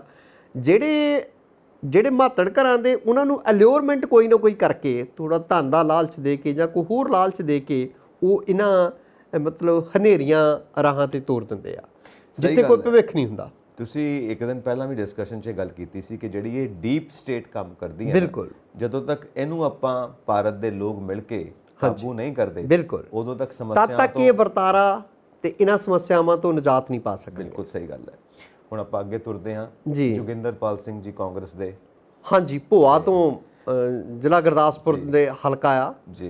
ਤੇ ਉਹ ਦੇਖੋ ਤੁਸੀਂ ਕਹਿੰਦੇ ਹੁੰਦੇ ਵੀ ਅੱਗੇ ਸਿਆਸਤਦਾਨ ਜਿਹੜੇ ਆ, ਬਿਲਕੁਲ ਸਹੀ, ਉਹ ਲੋਕ ਘੋਲਾਂ ਦੇ ਵਿੱਚ ਜੇਲ੍ਹਾਂ 'ਚ ਜਾਂਦੇ ਸੀ ਔਰ ਸ਼ਾਨ ਸਮਝਦੇ ਸੀਗੇ ਵੀ ਅਸੀਂ ਲੋਕ ਹਿੱਤਾਂ ਲਈ ਲੜਦੇ, ਜਾਂ ਉਸ ਤੋਂ ਪਹਿਲਾਂ ਦੇਸ਼ ਦੀ ਆਜ਼ਾਦੀ ਲਈ, ਹੈ ਨਾ। ਤੇ ਕਿੱਦਾਂ ਹਿੰਦੂ, ਸਿੱਖ, ਈਸਾਈ, ਪਾਰਸੀ, ਕਿੱਦਾਂ ਜਿਹੜੀਆਂ ਅੰਗਰੇਜ਼ਾਂ ਦੀਆਂ ਜੜ੍ਹਾਂ ਇੱਥੋਂ ਅਖਾੜਨ ਲਈ ਉਹ ਇਕਜੁੱਟ ਹੁੰਦੇ ਸੀਗੇ, ਵੱਖਰੇ ਵੱਖਰੇ ਉਹਨਾਂ ਦੇ ਅਕੀਦੇ, ਧਰਮ, ਹੈ ਨਾ, ਜਾਤਾਂ, ਔਰ ਉਹ ਇਕੱਠੇ ਦੇਸ਼ ਲਈ ਲੜਦੇ ਸੀਗੇ, ਹੈ ਨਾ। ਤੇ ਫਿਰ ਉਹ ਮਤਲਬ ਉਹ ਆਜ਼ਾਦੀ ਦੇ ਪਰਵਾਨੇ ਆਪਾਂ ਉਹਨਾਂ ਨੂੰ ਕਹਿੰਦੇ ਸੀਗੇ, ਇਸੇ ਤਰ੍ਹਾਂ ਕਹਿੰਦੇ ਸੀ ਨਾ। ਬਿਲਕੁਲ ਜੀ। ਫਿਰ ਲੋਕ ਘੋਲਾਂ 'ਚ ਲੋਕ ਅੰਦਰ ਜਾਂਦੇ ਆ, ਸਿਆਸੀ ਆਗੂ ਜਾਂਦੇ ਆ ਭਈ ਯਾਰ ਲੋਕਾਂ ਦੇ ਮਸਲਿਆਂ ਲਈ, ਲੋਕਾਂ ਦੀ ਬਿਹਤਰ ਜ਼ਿੰਦਗੀ ਲਈ ਸੰਘਰਸ਼ ਕਰਕੇ ਅਸੀਂ ਜੇਲ੍ਹਾਂ 'ਚ ਜਾ ਰਹੇ ਹਾਂ, ਹੈ ਨਾ। ਤੇ ਅੱਜ ਕੱਲ੍ਹ ਸਾਡੇ ਜਿਹੜੇ ਲੀਡਰ ਆ, ਸੁੱਖ ਨਾਲ ਠੱਗੀਆਂ ਮਾਰ ਕੇ ਜੇਲ੍ਹਾਂ 'ਚ ਜਾ ਰਹੇ ਆ। ਠੱਗੀਆਂ ਵੀ ਕੋਈ ਹਜ਼ਾਰਾਂ ਲੱਖਾਂ ਦੀ ਨਹੀਂ, ਕਰੋੜਾਂ ਅਰਬਾਂ ਦੀਆਂ ਠੱਗੀਆਂ ਮਾਰ ਕੇ ਜਾ ਰਹੇ ਆ। ਸੋ ਇਹ ਦੇਖੋ, ਬਾਕੀ ਤਾਂ ਕਹਿੰਦੇ ਆ ਵੀ ਜਦ ਤੱਕ ਅਦਾਲਤ ਕਿਸੇ ਬੰਦੇ ਨੂੰ ਦੋਸ਼ੀ ਨਹੀਂ ਕਹਿੰਦੀ, ਤਦ ਤੱਕ ਆਪਾਂ ਕਿਸੇ ਨੂੰ ਦੋਸ਼ੀ ਨਹੀਂ ਗਰਦਾਨ ਸਕਦੇ। ਇਹ ਅਦਾਲਤ ਦਾ ਕੰਮ ਹੈ, ਠੀਕ ਹੈ। ਪੁਲਿਸ ਨੇ ਜਾਂਚ ਕਰਨੀ, ਅਦਾਲਤਾਂ ਨੇ ਕੇਸ ਜਿਹੜੇ ਆ ਉਹ ਅਦਾਲਤਾਂ 'ਚ ਕੇਸ ਚੱਲਣੇ, ਅਦਾਲਤਾਂ ਨੇ। ਪਰ ਜ਼ਾਹਰਾ ਤੌਰ 'ਤੇ ਜੋ ਦਿਸਦਾ ਪਈ, ਕਹਿੰਦੇ ਆ ਉਧਰ ਜਿਹੜੇ ਕੋਈ ਕ੍ਰਸ਼ਰ ਸੀਗੇ, ਸਟੋਨ ਕ੍ਰਸ਼ਰ, ਗੁਰਦਾਸਪੁਰ ਪਠਾਨਕੋਟ ਦੇ ਏਰੀਏ 'ਚ ਬਹੁਤ ਸਾਰੇ, ਕਿਉਂਕਿ ਉਧਰੋਂ ਰਾਵੀ ਤੇ ਬਿਆਸ ਤੇ ਕੰਢਿਆਂ ਦੇ ਉੱਤੇ ਹਾਂਜੀ ਬੜੇ ਲੱਗੇ ਹੋਏ। ਉਹ ਕਹਿੰਦੇ ਇੱਕ ਕ੍ਰਸ਼ਰ ਜਿਹੜਾ ਆ ਉਹ ਇਹਨਾਂ ਦੀ ਵਾਈਫ ਦੇ ਨਾਂ ਤੇ, ਤਾਂ ਉਹ 'ਚ 50% ਇਹਨਾਂ ਦੀ ਹਿੱਸੇਦਾਰੀ ਆ ਜੀ। ਉਹ ਕਿਤੇ ਨਾਜਾਇਜ਼ ਖਨਨ ਦੇ ਮਸਲੇ ਦੇ ਵਿੱਚ ਪਿਛਲੇ ਦਿਨੀ ਖਨਨ ਵਿਭਾਗ ਨੇ ਤੇ ਪੁਲਿਸ ਨੇ ਰਲ ਕੇ ਛਾਪਾ ਮਾਰਿਆ ਸੀ। ਉੱਥੋਂ ਇੱਕ ਪੋਕਲੇਨ ਮਸ਼ੀਨ ਜਿਹੜੀ ਪੁੱਟਣ ਵਾਲੀ ਆ, ਕੋਈ ਟਰੈਕਟਰ ਟਰਾਲੀ ਇਦਾਂ ਦੀ ਬਰਾਮਦਗੀ ਹੋਈ, ਤੇ ਜਿਹੜੇ ਮੌਕੇ ਤੇ ਲੋਕ ਸੀ ਉਹ ਛੱਡ ਕੇ ਭੱਜ ਗਏ ਜੀ। ਉੱਥੋਂ ਫਿਰ ਦਾਲ 'ਚ ਕੁਛ ਨਾ ਕੁਛ ਕਾਲਾ ਤਾਂ ਛੱਡ ਕੇ ਭੱਜੇ ਨਾ, ਨਹੀਂ ਤਾਂ ਉਹ ਗ੍ਰਿਫਤਾਰੀ ਦਿੰਦੇ ਜਾਂ ਪੁਲਿਸ ਨੂੰ ਪੁੱਛਦੇ ਵੀ ਹਾਂ ਵੀ ਦੱਸੋ ਕਿੱਦਾਂ ਆਏ ਆ। ਸੋ ਉਸ ਮਸਲੇ ਦੇ ਵਿੱਚ ਇਹਨਾਂ ਦਾ ਨਾਂ ਵੀ ਆ, ਹਾਂਜੀ, ਇਹਨਾਂ ਦੀ ਵਾਈਫ ਦਾ ਨਾਂ ਵੀ ਆ। ਇਹਨਾਂ ਨੇ ਪਹਿਲਾਂ ਤਾਂ ਅਦਾਲਤ ਦੇ ਵਿੱਚ ਪਹਿਲਾਂ ਹੀ ਅਰਜ਼ੀ ਲਾਈ ਹੋਈ ਸੀ ਵੀ ਸਾਨੂੰ ਗ੍ਰਿਫਤਾਰੀ ਦਾ ਡਰ ਆ। ਉਹ ਪੁਲਿਸ ਵੀ ਬੜੀ ਸ਼ੈਤਾਨ ਆ ਕਈ ਮਸਲਿਆਂ ਦੇ ਵਿੱਚ। ਜਿਹੜੇ ਪੁਲਿਸ ਮੁਖੀ ਨੇ ਜਾਂ ਸਰਕਾਰੀ ਵਕੀਲ ਨੇ ਕਿਹਾ ਅਦਾਲਤ ਦੇ ਵਿੱਚ ਪਿਛਲੀ ਪੇਸ਼ੀ ਤੇ ਵੀ ਉਹ ਭਾਈ ਜਿੱਦਾਂ ਨਾ ਜਿੱਦਾਂ ਅਸੀਂ ਜਿਹੜਾ ਰਿਕਾਰਡ ਆ ਉਹ ਪੂਰਾ ਨਹੀਂ ਪੇਸ਼ ਕਰ ਸਕਦੇ, ਜਾਂ ਕੀ ਗੱਲ ਆ, ਜਾਂ ਕੋਈ ਬਹਾਨਾ ਬਣਾ ਲਿਆ ਵੀ 18 ਨੂੰ ਜਿਹੜੀ ਆਪਣੇ ਹੋਣਾ ਆ ਉਹਦੇ ਵਿੱਚ ਅਸੀਂ ਕਰ ਲਾਂਗੇ, ਹੈ ਨਾ। ਅਤੇ ਉਹ 18 ਮਤਲਬ ਅੱਜ 18 ਤਰੀਕ ਹੈ, ਉਹ 18 ਤੋਂ ਪਹਿਲਾਂ ਹੀ ਪੁਲਿਸ ਨੇ ਗ੍ਰਿਫਤਾਰੀ ਪਾਤੀ। ਸੋ ਉਹ ਜਿਹੜੀ ਪੇਸ਼ਗੀ ਜ਼ਮਾਨਤ ਦੀ ਅਰਜ਼ੀ ਆ ਉਹ ਫਿਰ ਨਲ ਐਂਡ ਵੋਇਡ ਹੋ ਜਾਂਦੀ ਆ ਵੀ ਬੰਦਾ ਹੀ ਪੁਲਿਸ ਨੇ ਚੁੱਕ ਲਿਆ। ਅਤੇ ਉਹਦੇ 'ਤੇ ਮੇਰਾ ਖਿਆਲ ਅੱਜ ਜਾਂ ਪਰਸੋਂ ਨੂੰ ਸੁਣਵਾਈ ਆ ਉਹਦੀ ਵਾਈਫ ਵਾਲੀ 'ਤੇ, ਹੈ ਨਾ। ਅਤੇ ਤੁਸੀਂ ਦੇਖੋ ਵੀ ਇਹਨਾਂ ਲੋਕਾਂ ਨੂੰ ਖਦਸ਼ਾ ਸਾਨੂੰ ਤੁਹਾਨੂੰ ਕਿਉਂ ਨਹੀਂ ਵੀ ਸਾਨੂੰ ਪੁਲਿਸ ਫੜ ਲੂਗੀ। ਇਹਨਾਂ ਨੇ ਠੱਗੀਆਂ ਕੀਤੀਆਂ ਜਾਂ ਇਹੋ ਜਿਹੀ ਸੰਭਾਵਨਾ ਆ ਵੀ ਇਹਨਾਂ ਨੇ ਠੱਗੀ ਮਾਰੀ ਹੋ ਸਕਦੀ ਹੈ, ਤੇ ਤਾਂ ਹੀ ਇਹਨਾਂ ਨੂੰ ਡਰ ਆ ਵੀ ਸਾਨੂੰ ਪੁਲਿਸ ਗ੍ਰਿਫਤਾਰ ਕਰ ਲੂਗੀ। ਤੁਸੀਂ ਜਿਹੜੀ ਆਹ ਗੱਲ ਕਹੀ ਹੈ ਨਾ ਕਿ ਸਾਨੂੰ ਤੁਹਾਨੂੰ ਕਿਉਂ ਡਰ ਨਹੀਂ ਹੈਗਾ ਜੀ, ਉਹ ਇੱਕ ਥੋੜੀ ਮਜ਼ਾਈਆ ਗੱਲ ਹੈ ਕਿ ਮੈਨੂੰ ਕਿਸੇ ਨੇ ਮਿਲਵਾਇਆ, ਦੋਸਤ ਨੇ ਆਪਣੇ ਕਿਸੇ ਅੱਗੇ ਦੋਸਤ ਨਾਲ, ਕਹਿੰਦਾ ਜੀ ਇਹ ਮੇਰੇ ਦੋਸਤ ਨੇ, ਇਹਨਾਂ ਦਾ ਨਾਮ ਸੰਜੀਵ ਹੈ। ਕਹਿੰਦੇ ਅੱਛਾ ਜੀ, ਬੜੀ ਖੁਸ਼ੀ ਹੋਈ, ਬੜਾ ਸ਼ਰੀਫ ਬੰਦਾ ਹੈ। ਕਹਿੰਦਾ ਗੱਲ ਸੁਣ, ਮੇਰੇ ਪਿੱਛੇ ਪੁਲਿਸ ਲੱਗੀ ਹੋਈ ਹੈ ਜਿਹੜਾ ਤੂੰ ਇਦਾਂ ਇੰਟਰੋਡਕਸ਼ਨ ਹਾਂ ਵੀ ਇਹ ਬੜਾ ਸ਼ਰੀਫ ਆ ਤੇ ਮੇਰੇ ਮਗਰ ਪੁਲਿਸ ਹੈ। ਤੇ ਆ ਮਜ਼ਾਕ ਵਾਲੀ ਗੱਲ ਤਾਂ ਹੋਈ। ਹੁਣ ਦੇਖਿਆ ਜਾਵੇ ਕਿ ਤੁਸੀਂ ਕਿਹਾ ਨਾ ਕਿਸੇ ਵਕਤ ਆਜ਼ਾਦੀ ਵਾਸਤੇ ਜਾਂਦੇ ਸੀ ਜੇਲ੍ਹਾਂ ਦੇ ਵਿੱਚ, ਕਿਸੇ ਵਕਤ ਲੋਕਾਂ ਦੇ ਵਾਸਤੇ, ਲੋਕ ਹਿੱਤਾਂ ਵਾਸਤੇ ਲੜਦੇ ਲੜਦੇ ਜੇਲ੍ਹਾਂ 'ਚ ਜਾਂਦੇ ਸੀ। ਆ ਕਿਹੜੇ ਕੰਮਾਂ ਵਾਸਤੇ ਲੀਡਰ ਜੇਲ੍ਹ ਜਾਂਦੇ ਪਏ ਨੇ। ਬਿਲਕੁਲ ਮੈਨੂੰ ਯਾਦ ਆਉਂਦਾ ਹੈ ਕਿ ਜਦੋਂ 1965 ਦੀ ਲੜਾਈ ਹੋਈ ਹੈ, ਸਾਡੇ ਪ੍ਰਧਾਨ ਮੰਤਰੀ ਸੀਗੇ ਲਾਲ ਬਹਾਦੁਰ ਸ਼ਾਸਤਰੀ। ਬਿਲਕੁਲ ਜੀ। ਔਰ ਮੇਰੇ ਹੁਣ ਤੱਕ ਦੇ ਉਹ ਫੇਵਰੇਟ ਪ੍ਰਧਾਨ ਮੰਤਰੀ ਨੇ, ਕਿਉਂਕਿ ਟੋਟਲ ਇਮਾਨਦਾਰ ਬੰਦਾ। ਸੋ ਉਹਨਾਂ ਨੇ ਇਹ ਗੱਲ ਕਹੀ ਸੀ ਜਿਹੜੀ ਅਸੀਂ ਕਹਿੰਦੇ ਨਾ ਕਿ ਹਰ ਧਰਮ ਨੂੰ ਅਸੀਂ ਇੱਕ ਪਾਸੇ ਕਰਕੇ, ਅਸੀਂ ਇਨਸਾਨੀਅਤ ਨੂੰ ਅੱਗੇ ਕਰਕੇ ਤਾਂ ਅਸੀਂ ਦੇਸ਼ ਵਾਸਤੇ ਲੜਦੇ ਹਾਂ, ਲੋਕ ਹਿੱਤਾਂ ਵਾਸਤੇ ਲੜਦੇ ਹਾਂ। BBC ਦੀ ਇੱਕ ਗੱਲ ਆਈ ਸੀ ਜਦੋਂ ਪਾਕਿਸਤਾਨ ਨਾਲ ਵਾਰ ਹੋਈ ਹੈ ਕਿ ਤੁਸੀਂ ਬੀਇੰਗ ਹਿੰਦੂ ਪਹਿਲਾਂ ਤੋਂ ਹੀ ਇਹ ਕਮਿਟਡ ਸੀਗੇ ਕਿ ਤੁਸੀਂ ਇਸਲਾਮਿਕ ਸਟੇਟ ਦੇ ਨਾਲ ਯੁੱਧ ਕਰਨਾ। ਕਹਿੰਦੇ ਨੋ, ਅਸੀਂ ਸੈਕੂਲਰ ਹਾਂ ਔਰ ਸਾਡੇ ਭਾਰਤ ਦੇ ਵਿੱਚ ਹਰ ਜਾਤੀ ਹਰ ਧਰਮ ਹੈਗਾ। ਬਿਲਕੁਲ ਅਸੀਂ ਰਿਲੀਜਨ ਨੂੰ ਪੋਲਿਟਿਕਸ ਦੇ ਨਾਲ ਮਿਕਸ ਨਹੀਂ ਕਰਦੇ। ਉਹਨਾਂ ਨੇ ਇਹ ਸਟੇਟਮੈਂਟ ਦਿੱਤੀ ਸੀ BBC ਨੂੰ, ਰਿਪੋਰਟਰ ਸੀ, ਉਹਦੇ ਨਾਲ ਗੱਲਬਾਤ ਹੋਈ। ਸੋ ਆਪਾਂ ਅੱਗੇ ਵਧੀਏ ਕਿ ਜਿਹੜੀ ਇਹ ਚੀਜ਼ ਹੈ ਕਿ ਨਾਜਾਇਜ਼ ਧੰਦੇ, ਨਾਜਾਇਜ਼ ਖਨਨ, ਕਈ ਵਾਰ ਕਹਿੰਦੇ ਨੇ ਵਪਾਰੀ ਪੋਲਿਟਿਕਸ ਵਿੱਚ ਆ ਗਿਆ, ਪਰ ਇੱਥੇ ਤੇ ਪੋਲੀਟੀਸ਼ੀਅਨਸ ਵਪਾਰੀ ਬਣ ਗਏ। ਬਿਲਕੁਲ ਬਿਲਕੁਲ। ਔਰ ਸਿਆਣੇ ਕਹਿੰਦੇ ਨੇ ਕਿ ਵੱਡੇ ਕਾਰੋਬਾਰ ਸਾਰੇ ਇਹਨਾਂ ਨੇ ਸਿਆਸਤਦਾਨਾਂ ਦੇ ਆ, ਜਿਹੜੇ ਜੇ ਸਿਆਸਤਦਾਨ ਰਾਜ ਪਾਠ ਨੂੰ ਚਲਾਉਣ ਵਾਲੇ ਦੇਸ਼ ਨੂੰ ਦੋਹੀਂ ਹੱਥੀਂ ਲੁੱਟ ਲਿਆ ਔਰ ਐਡੀ ਮਤਲਬ ਗੈਰ ਸੰਵੇਦਨਹੀਣ ਹੋ ਗਿਆ ਮਨੁੱਖ ਜਿਹੜੇ ਲੋਕਾਂ ਦੇ ਮਸਲਿਆਂ ਪ੍ਰਤੀ ਵੀ ਬਸ ਆਪਣੇ ਲੁੱਟ ਕੇ ਘਰ ਪਰ ਲਓ। ਬਿਲਕੁਲ ਸਹੀ ਗੱਲ ਹੈ। ਔਰ ਸਿਆਣੇ ਇਹ ਕਹਿੰਦੇ ਨੇ ਕਿ ਜੇ ਦੇਸ਼ ਨੂੰ ਚਲਾਉਣ ਵਾਲੇ, ਸਮਾਜ ਨੂੰ ਚਲਾਉਣ ਵਾਲੇ ਆਗੂ ਜਿਹੜੇ ਨੇ, ਜੇ ਉਹ ਵਪਾਰੀ ਬਣ ਜਾਣ ਬਿਲਕੁਲ ਤਾਂ ਫਿਰ ਦੇਸ਼ ਦਾ ਕਲਿਆਣ ਨਹੀਂ ਹੋ ਸਕਦਾ, ਕਿਉਂਕਿ ਉਹ ਹਰ ਚੀਜ਼ 'ਚ ਮੁਨਾਫਾ ਦੇਖਣਗੇ। ਬਿਲਕੁਲ। ਅਗਨੀਪਥ ਨੂੰ ਆਪਾਂ ਡਿਸਕਸ ਕੀਤਾ, ਉਹ ਵਪਾਰੀਆਂ ਵਾਲੀ ਉਹ ਗੱਲ ਹੈ ਕਿ ਕਿੱਦਾਂ ਪੈਸਾ ਬਚੂਗਾ ਤੇ ਕਿੱਦਾਂ ਠੇਕੇ ਦੇ ਬੰਦੇ ਲੈ ਕੇ ਤੁਸੀਂ ਭਰਤੀ ਕਰ ਲਓ। ਠੀਕ ਉਸੇ ਤਰ੍ਹਾਂ ਹੀ ਹਰ ਥਾਂ ਦੇ ਉੱਤੇ ਵਪਾਰ, ਮਤਲਬ ਰਾਜਨੀਤੀ ਤੇ ਵਪਾਰ ਨੂੰ ਕਿਉਂ ਮਿਕਸ ਕੀਤਾ? ਦੋ ਚੀਜ਼ਾਂ ਨੂੰ ਮਿਕਸ ਨਹੀਂ ਕਰ ਸਕਦੇ ਆਪਾਂ। ਰਾਜਨੀਤੀ ਇੱਕ ਤਰ੍ਹਾਂ ਦੀ ਸੇਵਾ ਹੈ, ਸਰਵਿਸ ਹੈ, ਔਰ ਇੱਥੇ ਤੱਕ ਵੀ ਕਿਹਾ ਜਾਂਦਾ ਕਿ ਜੇ ਤੁਸੀਂ ਧੰਦਾ ਕਰਨ ਵਾਸਤੇ ਆਏ ਹੋ ਤਾਂ ਬੇਸ਼ੱਕ ਘਰ ਬੈਠੋ, ਕਿਉਂਕਿ ਰਾਜਨੀਤੀ ਧੰਦਾ ਨਹੀਂ ਹੈ, ਪਰ ਇਹਨਾਂ ਨੇ ਧੰਦਾ ਬਣਾ ਦਿੱਤਾ। ਆਪਣੀਆਂ ਪਾਵਰਸ ਦਾ ਇਸਤੇਮਾਲ ਜਿਹੜਾ ਦੇਸ਼ ਵਾਸਤੇ ਹੋਣਾ ਚਾਹੀਦਾ ਸੀ, ਦੇਸ਼ ਦੀ ਲੋਕਾਂ ਦੀ ਭਲਾਈ ਵਾਸਤੇ ਹੋਣਾ ਚਾਹੀਦਾ ਸੀ, ਉਹਨਾਂ ਪਾਵਰਸ ਦਾ ਇਹ ਇਸਤੇਮਾਲ ਕਰਦੇ ਨੇ ਆਪਣੇ ਧੰਦੇ ਵਾਸਤੇ, ਆਪਣੇ ਬਿਜ਼ਨਸ ਵਾਸਤੇ। ਦੇਖੋ, ਮੈਂ ਕਈ ਵਾਰੀ ਸੋਚਦਾ ਹੁੰਦਾ ਸੰਜੀਵ ਜੀ ਵੀ ਸਾਡੇ ਜਿਹੜੇ ਰਹਿਨੁਮਾ ਆ, ਸਿਆਸੀ ਰਹਿਨੁਮਾ, ਕਿਹੋ ਜਿਹੇ ਸਾਡੇ ਕੋਲ ਆਗੂ ਸੀਗੇ। ਤੁਸੀਂ ਜਿੰਨੇ ਮਰਜ਼ੀ ਲੈ ਲਓ, ਚਾਹੇ ਪ੍ਰਤਾਪ ਸਿੰਘ ਕੈਰੋਂ ਹੀ ਲੈ ਲਓ। ਵਾਹ। ਪੰਜਾਬ ਜਿਹੜਾ ਆ ਉਹਨੂੰ ਤਰੱਕੀ ਦੀਆਂ ਲੀਹਾਂ 'ਤੇ ਪਾ ਗਿਆ, ਹੈ ਨਾ। ਅਮਰੀਕਾ ਦੇ ਪੜ੍ਹੇ ਹੋਏ ਸੀਗੇ ਦੇਖੋ, ਔਰ ਗ੍ਰੀਨ ਰੈਵੋਲੂਸ਼ਨ ਲਈ ਜਾਣੇ ਜਾਂਦੇ ਆ, ਹੋਰ ਕੰਮਾਂ ਲਈ ਆਪਣੇ ਲਈ ਜਾਣੇ ਜਾਂਦੇ ਆ, ਠੀਕ ਹੈ। ਤੇ ਅਫਸਰਸ਼ਾਹੀ ਕਹਿਣਾ ਮੰਨਦੀ ਹੁੰਦੀ ਸੀ। ਕਹਿੰਦੇ ਹੁੰਦੇ ਵੀ ਹੱਥ ਤੇ ਦਸਤਖਤ ਕਰ ਦਿੰਦੇ ਹੁੰਦੇ ਜੀ ਤਾਂ ਕਹਿਣਾ ਜਾ ਕੇ ਦਿਖਾ ਦਿਓ, ਹਨਾ। ਹਾਂਜੀ। ਸੋ ਰਾਹ ਗਲੀ ਰੋਕ ਕੇ ਲੋਕਾਂ ਦਾ ਹਾਲ ਪੁੱਛਦੇ ਹੁੰਦੇ ਸੀ ਸੀਐਮ ਹੁੰਦਿਆਂ, ਹਨਾ। ਬਿਲਕੁਲ ਜੀ। ਮੈਂ ਇੱਕ ਕਾਂਗਰਸ ਦੇ ਜਗਤ ਰਾਮ ਸੂੰਡ 2-3 ਵਾਰ ਪੰਜਾਬ ਦੇ ਵੈਲਫੇਅਰ ਮਿਨਿਸਟਰ ਬਣੇ ਆ ਜੀ ਜੀ। ਔਰ ਮੈਂ ਉਹਨਾਂ ਨੂੰ ਰਾਹ 'ਚ ਰੁਕ ਕੇ ਕੋਈ ਰਿਸ਼ਤੇਦਾਰ ਦਿਸ ਪਿਆ ਗੱਡੀ ਰੋਕੋ, ਕੋਈ ਪਿੰਡ ਦਾ ਮਤਲਬ ਦਿਸ ਪਿਆ ਰਾਹ ਜਾਂਦਾ ਗੱਡੀ ਰੋਕੋ, ਹਨਾ। ਉਹੋ ਜਿਹਾ ਲੀਡਰ ਕਦੋਂ ਪੈਦਾ ਹੋਣਗੇ? ਔਰ ਉਹ ਪਨੀਰੀ ਜਿਹੜੀ ਉਹ ਲੀਡਰਾਂ ਦੀ ਉਹ ਜਿਹੜੀ ਇੱਕ ਜਮਾਤ ਹੈ ਉਹ ਬਿਲਕੁਲ ਅਲੋਪ ਹੋ ਚੁੱਕੀ ਹੈ, ਦੇਸ਼ ਵਿੱਚੋਂ ਲੋਪ ਹੋ ਚੁੱਕੀ ਹੈ। ਤੁਸੀਂ ਪ੍ਰਤਾਪ ਸਿੰਘ ਕੈਰੋਂ ਜੀ ਦੀ ਗੱਲ ਕੀਤੀ, ਹਾਂਜੀ, ਤੇ ਮੈਂ ਗੱਲ ਕੀਤੀ ਸੀ ਲਾਲ ਬਹਾਦੁਰ ਸ਼ਾਸਤਰੀ ਜੋ ਪ੍ਰਾਈਮ ਮਿਨਿਸਟਰ ਸੀ। ਪ੍ਰਤਾਪ ਸਿੰਘ ਕੈਰੋਂ ਜੀ ਔਰ ਲਾਲ ਬਹਾਦੁਰ ਸ਼ਾਸਤਰੀ ਜੀ ਬਹੁਤ ਵਧੀਆ ਮਿੱਤਰ ਸੀਗੇ, ਬਿਲਕੁਲ ਬਹੁਤ ਗਹਿਰੇ ਮਿੱਤਰ ਸੀ। ਤੇ ਲਾਲ ਬਹਾਦੁਰ ਸ਼ਾਸਤਰੀ ਸੀਗੇ 5 ਫੁੱਟ 2 ਇੰਚ ਜੀ ਉਹਨਾਂ ਦੀ ਕੱਦ, ਤੇ ਕੈਰੋਂ ਸਾਹਿਬ ਸੁਖ ਨਾਲ 6 ਫੁੱਟ। ਜੀ ਜੀ, ਮਝੈਲ। ਹਾਂਜੀ। ਤੇ ਇੱਕ ਵਾਰੀ ਸਟੇਜ ਦੇ ਉੱਤੋਂ ਲੈਕਚਰ ਕਰਦੇ ਪਏ ਨੇ ਪੰਜਾਬ ਤੇ ਲਾਲ ਬਹਾਦੁਰ ਸ਼ਾਸਤਰੀ ਲੈਕਚਰ ਕਰਦੇ ਪਏ ਨੇ। ਕੀ ਕਹਿੰਦੇ ਨੇ? ਕਹਿੰਦੇ ਕੈਰੋਂ ਸਾਹਿਬ ਤੇ ਮੈਂ ਬੜੇ ਵਧੀਆ ਮਿੱਤਰ ਹਾਂ, ਪਰ ਇੱਕ ਦਿੱਕਤ ਆਉਂਦੀ ਹੈ, ਜਦੋਂ ਗੱਲ ਕਰਨੀ ਹੁੰਦੀ ਹੈ ਨਾ ਇਹਨਾਂ ਨੂੰ ਝੁਕਣਾ ਪੈਂਦਾ ਤੇ ਮੈਨੂੰ ਅੱਡੀਆਂ ਉੱਤੇ ਹੀ ਕਰਨੀਆਂ ਪੈਂਦੀਆਂ ਨੇ, ਤਾਂ ਗੱਲ ਹੁੰਦੀ ਨਹੀਂ, ਤਾਂ ਗੱਲ ਨਹੀਂ ਪਤਾ ਲੱਗਦੀ ਕੀ ਹੁੰਦੀ ਪਈ। ਮੁੜ ਕੇ ਫਿਰ ਜ਼ਿਕਰ ਛੜਿਆ ਸ਼ਾਸਤਰੀ ਸਾਹਿਬ ਦਾ ਵੀ ਦੇਖੋ ਤਾਸ਼ਕੰਦ ਸਮਝੌਤਾ ਹੁੰਦਾ, ਫਿਰ ਉਹਨਾਂ ਦੀ ਮੌਤ ਹੋ ਜਾਂਦੀ ਆ। ਦੇਸ਼ ਨੂੰ ਜੈ ਜਵਾਨ ਜੈ ਕਿਸਾਨ ਦਾ ਨਾਰਾ ਉਦੋਂ ਅਮਰੀਕਾ ਨੇ ਕਣਕ ਦੇਣ ਤੋਂ ਨਾ ਕਰ ਦਿੱਤੀ ਸੀ ਤੇ ਇਹਨਾਂ ਨੇ ਕਿਹਾ ਮੇਰਾ ਮੁਲਕ ਜਿਹੜਾ ਆ ਇੱਕ ਦਿਨ ਦੇਸ਼-ਵਾਸੀ ਜਿਹੜੇ ਆ ਵਰਤ ਰੱਖਣਗੇ, ਠੀਕ ਹੈ, ਉਹੋ ਜਿਹਾ ਲੀਡਰ। ਔਰ ਮੈਨੂੰ ਜਿੰਨੀ ਸਾਦਗੀ ਉਹਨਾਂ 'ਚ ਸੀਗੀ ਉਨੀ ਅਬਦੁਲ ਕਲਾਮ ਆਜ਼ਾਦ ਜਿਹੜੇ ਆਪਣੇ ਰਾਸ਼ਟਰਪਤੀ ਹੋਏ ਆ, ਹਨਾ, ਜਿਨ੍ਹਾਂ ਨੂੰ ਆਪਾਂ ਮਿਜ਼ਾਈਲ ਮੈਨ ਕਹਿੰਦੇ ਆ, ਉਹ ਮਤਲਬ ਉਹ ਵੀ ਕਹਿੰਦੇ ਆ ਵੀ ਰਾਸ਼ਟਰਪਤੀ ਬਣ ਕੇ ਵੀ 4 ਜੋੜੇ ਕੱਪੜਿਆਂ ਦੇ ਏਸੀ ਕਦੀ ਨਹੀਂ ਉਹਨਾਂ ਨੇ ਵਰਤਿਆ, ਹਨਾ, ਨਾ ਉਹ ਟੀਵੀ ਦੇਖਦੇ ਸੀਗੇ। ਤਾਂ ਇੰਨੀ ਸਾਦਗੀ ਵਾਲੇ ਲੀਡਰ ਕਿੱਥੋਂ ਲਿਆਵਾਂਗੇ?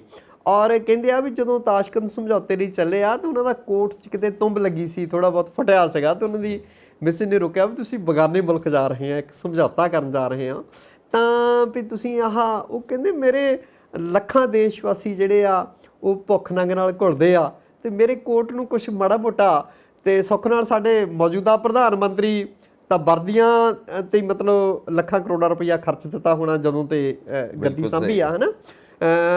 ਤੇ ਇਸੇ ਤਰ੍ਹਾਂ ਆਪਾਂ ਗੱਲ ਕੀਤੀ ਆ ਪ੍ਰਤਾਪ ਸਿੰਘ ਕੈਰੋਂ ਵਰਗੇ ਆਗੂ, ਫਿਰ ਹਾਂਜੀ ਸਾਦਾ ਜੀਵਨ, ਬਿਲਕੁਲ ਜਗਤ ਰਾਮ ਸੂੰਡ ਵਰਗੇ ਹੋਰ ਮੈਂ ਤੁਹਾਨੂੰ ਦੱਸਾਂ ਵੀ ਅਕਾਲੀ ਦਲ ਦੇ ਲੀਡਰ ਸੀਗੇ, ਮੰਤਰੀ ਵੀ ਰਹੇ ਆ, ਗਿਆਨੀ ਕਰਤਾਰ ਸਿੰਘ ਜੀ, ਉਹ ਟਾਂਡੇ ਦੇ ਸੀਗੇ। ਔਰ ਗਿਆਨੀ ਕਰਤਾਰ ਸਿੰਘ ਹੋਰੀ ਕਹਿੰਦੇ ਵੀ ਉਹਨਾਂ ਦੀ ਅੰਬੈਸਡਰ ਕਾਰ 'ਚ ਪਈ ਹੋਰ ਇਹ ਲੱਡੂ ਲਾਣਾ ਚੜ੍ਹ ਕੇ ਬੈਠ ਜਾਂਦਾ ਸੀਗਾ, ਤੇ ਉਹਨਾਂ ਲਈ ਥਾਂ ਬਣਾਉਣਾ ਪੈਂਦਾ ਹੁੰਦਾ ਸੀਗਾ ਵੀ ਮੰਤਰੀ ਨੇ ਵੀ ਬੈਠਣਾ। ਤੇ ਕਹਿੰਦੇ ਵੀ ਜਿੱਥੇ ਕਿਤੇ ਬੈਠੇ ਹੁੰਦੇ ਸੀ ਪੱਗ ਉੱਥੇ ਲਾ ਕੇ ਰੱਖੀ ਹੁੰਦੀ ਸੀ, ਉਹ ਕਾਰ ਜਦੋਂ ਤੁਰਨਾ ਉਹਨਾਂ ਨੇ ਤਾਂ ਵੀ ਕਾਰ ਜਾਂਦਿਆਂ ਹੀ ਮਤਲਬ ਕਾਰ ਤੱਕ ਜਾਂਦਿਆਂ ਲਪੇਟ ਲੈਂਦੇ ਸੀਗੇ, ਹਨਾ, ਇੰਨੀ ਸਾਦਗੀ। ਔਰ ਫਿਰ ਦੇਖੋ ਵੀ ਜਦੋਂ ਚੜ੍ਹਾਈ ਕਰਦੇ ਆ ਉਹ ਤੋਂ ਪਹਿਲਾਂ ਹੀ ਜਿਹੜੀ ਆਪਣੀ ਸਾਰੀ ਜਿਹੜੀ ਜਮ੍ਹਾਂ ਪੂੰਜੀ ਆ ਜ਼ਮੀਨ ਆ ਉਹ ਟਾਂਡੇ ਦੇ ਸਰਕਾਰੀ ਕਾਲਜ ਨੂੰ ਦੇ ਦਿੰਦੇ ਆ। ਆਪ ਜੀ ਨੂੰ ਸ਼ਾਇਦ ਪਤਾ ਹੋਵੇ ਉਸ ਕਾਲਜ ਦਾ ਨਾਂ Giani Kartar Singh memorial government college Tanda, ਸਰਕਾਰੀ ਕਾਲਜ ਟਾਂਡਾ।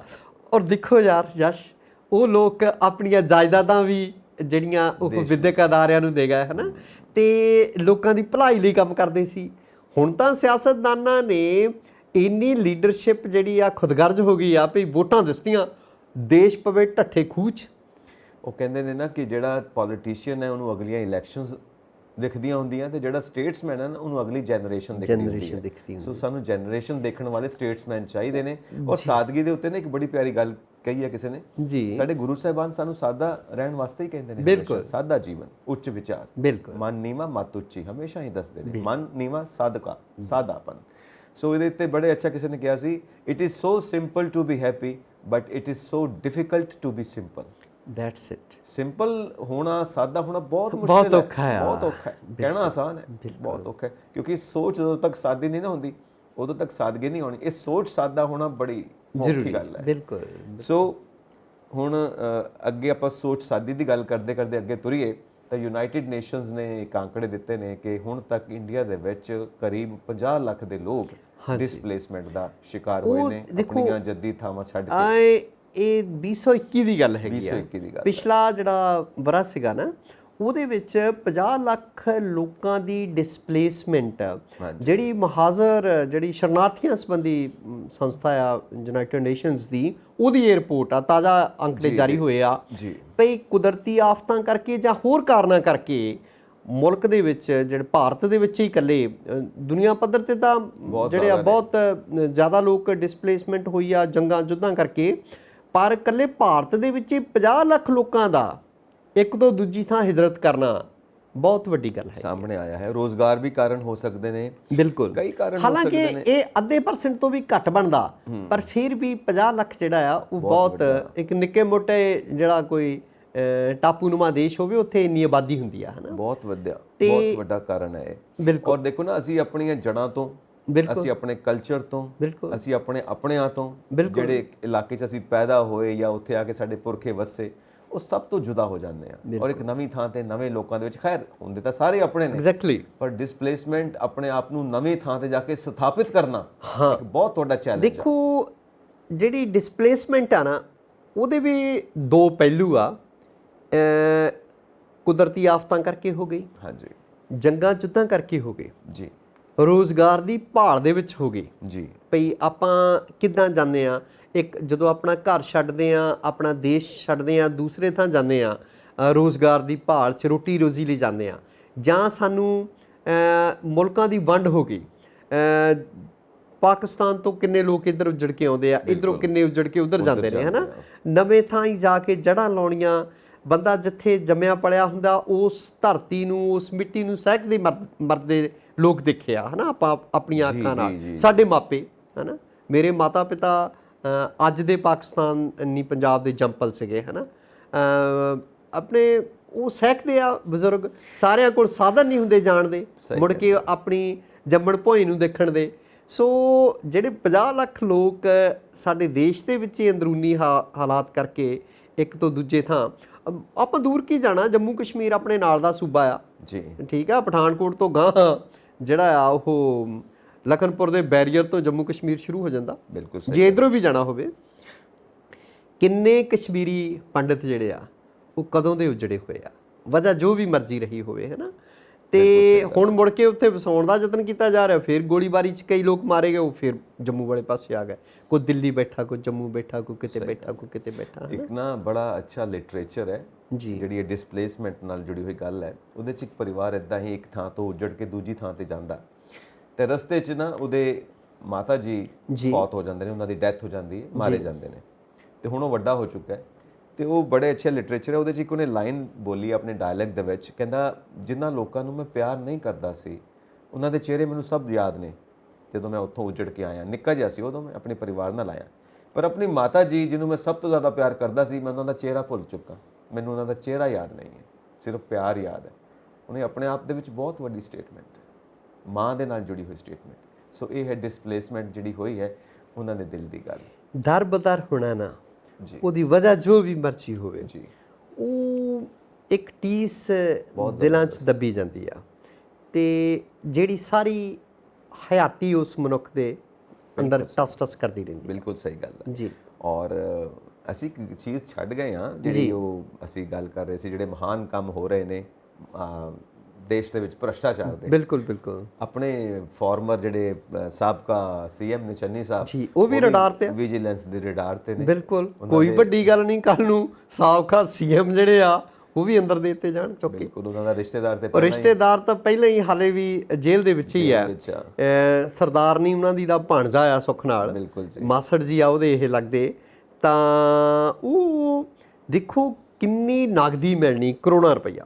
ਇੱਥੇ ਲੋਕ 2 ਡੰਗ ਦੀ ਰੋਟੀ ਨੂੰ ਤਰਸਦੇ ਆ। ਸਹੀ ਹੈ। ਆਮ ਬੰਦਾ ਜਿਹੜਾ ਹੈ ਨਾ, ਦੇਸ਼ ਦਾ ਨਾਗਰਿਕ, ਚਾਹੇ ਉਹ ਪੰਜਾਬੀ ਆ ਚਾਹੇ ਕੋਈ ਹੋਰ ਆ, ਜਿੰਨੀ ਕੁ ਇੱਕ ਆਮ ਮਨੁੱਖ ਨੂੰ 500-700 ਰੁਪਈਆ ਦਿਹਾੜੀ ਮਿਲਦੀ ਆ, ਉਹ ਵੀ ਕਈ ਲੋਕ ਮੈਂ ਦੇਖਦਾ ਵੀ ਮਜ਼ਦੂਰ ਨੂੰ ਜਿਹੜਾ ਹੈ ਨਾ ਦੇਣ ਲੱਗੇ ਚੀਕਦੇ ਨੇ। ਤਾਂ ਉਹ ਮਤਲਬ ਇੱਕ ਇੰਨੇ ਕੁ ਪੈਸਿਆਂ 'ਚ ਨਾ ਬੰਦਾ ਚੰਗੀ ਚਾਹ ਪੱਤੀ ਲੈ ਕੇ ਚਾਹ ਨਹੀਂ 2 ਡੰਗ ਦੀ ਬਣਾ ਸਕਦਾ। ਮੈਂ ਬਹੁਤ ਸਾਰੇ ਅਜਿਹੇ ਘਰ ਜਾਂ ਗੁਰਬਤ ਦੇ ਝੰਬੇ ਲੋਕਾਂ ਨੂੰ ਜਾਣਦਾ ਵੀ ਜਿਹੜੇ 2 ਡੰਗ ਦੀ ਚਾਹ ਸਾਰੇ ਟੱਬਰ ਦੀ ਪਾਈਆ ਦੁੱਧ ਲੈ ਕੇ ਬਣਾਉਂਦੇ ਆ, ਠੀਕ ਹੈ, ਅੱਧ ਪਾ ਚਾਹ ਮਤਲਬ ਸਵੇਰੇ ਪਾਉਣੀ, 4-5-6 ਜੀਆਂ ਦੇ ਚਾਹ 'ਚ ਦੁੱਧ ਤੇ ਅੱਧ ਪਾ ਸ਼ਾਮ ਨੂੰ। ਸੋ ਪੱਤੀ ਨਹੀਂ ਚੱਜ ਦੀ ਲੈ ਸਕਦੇ।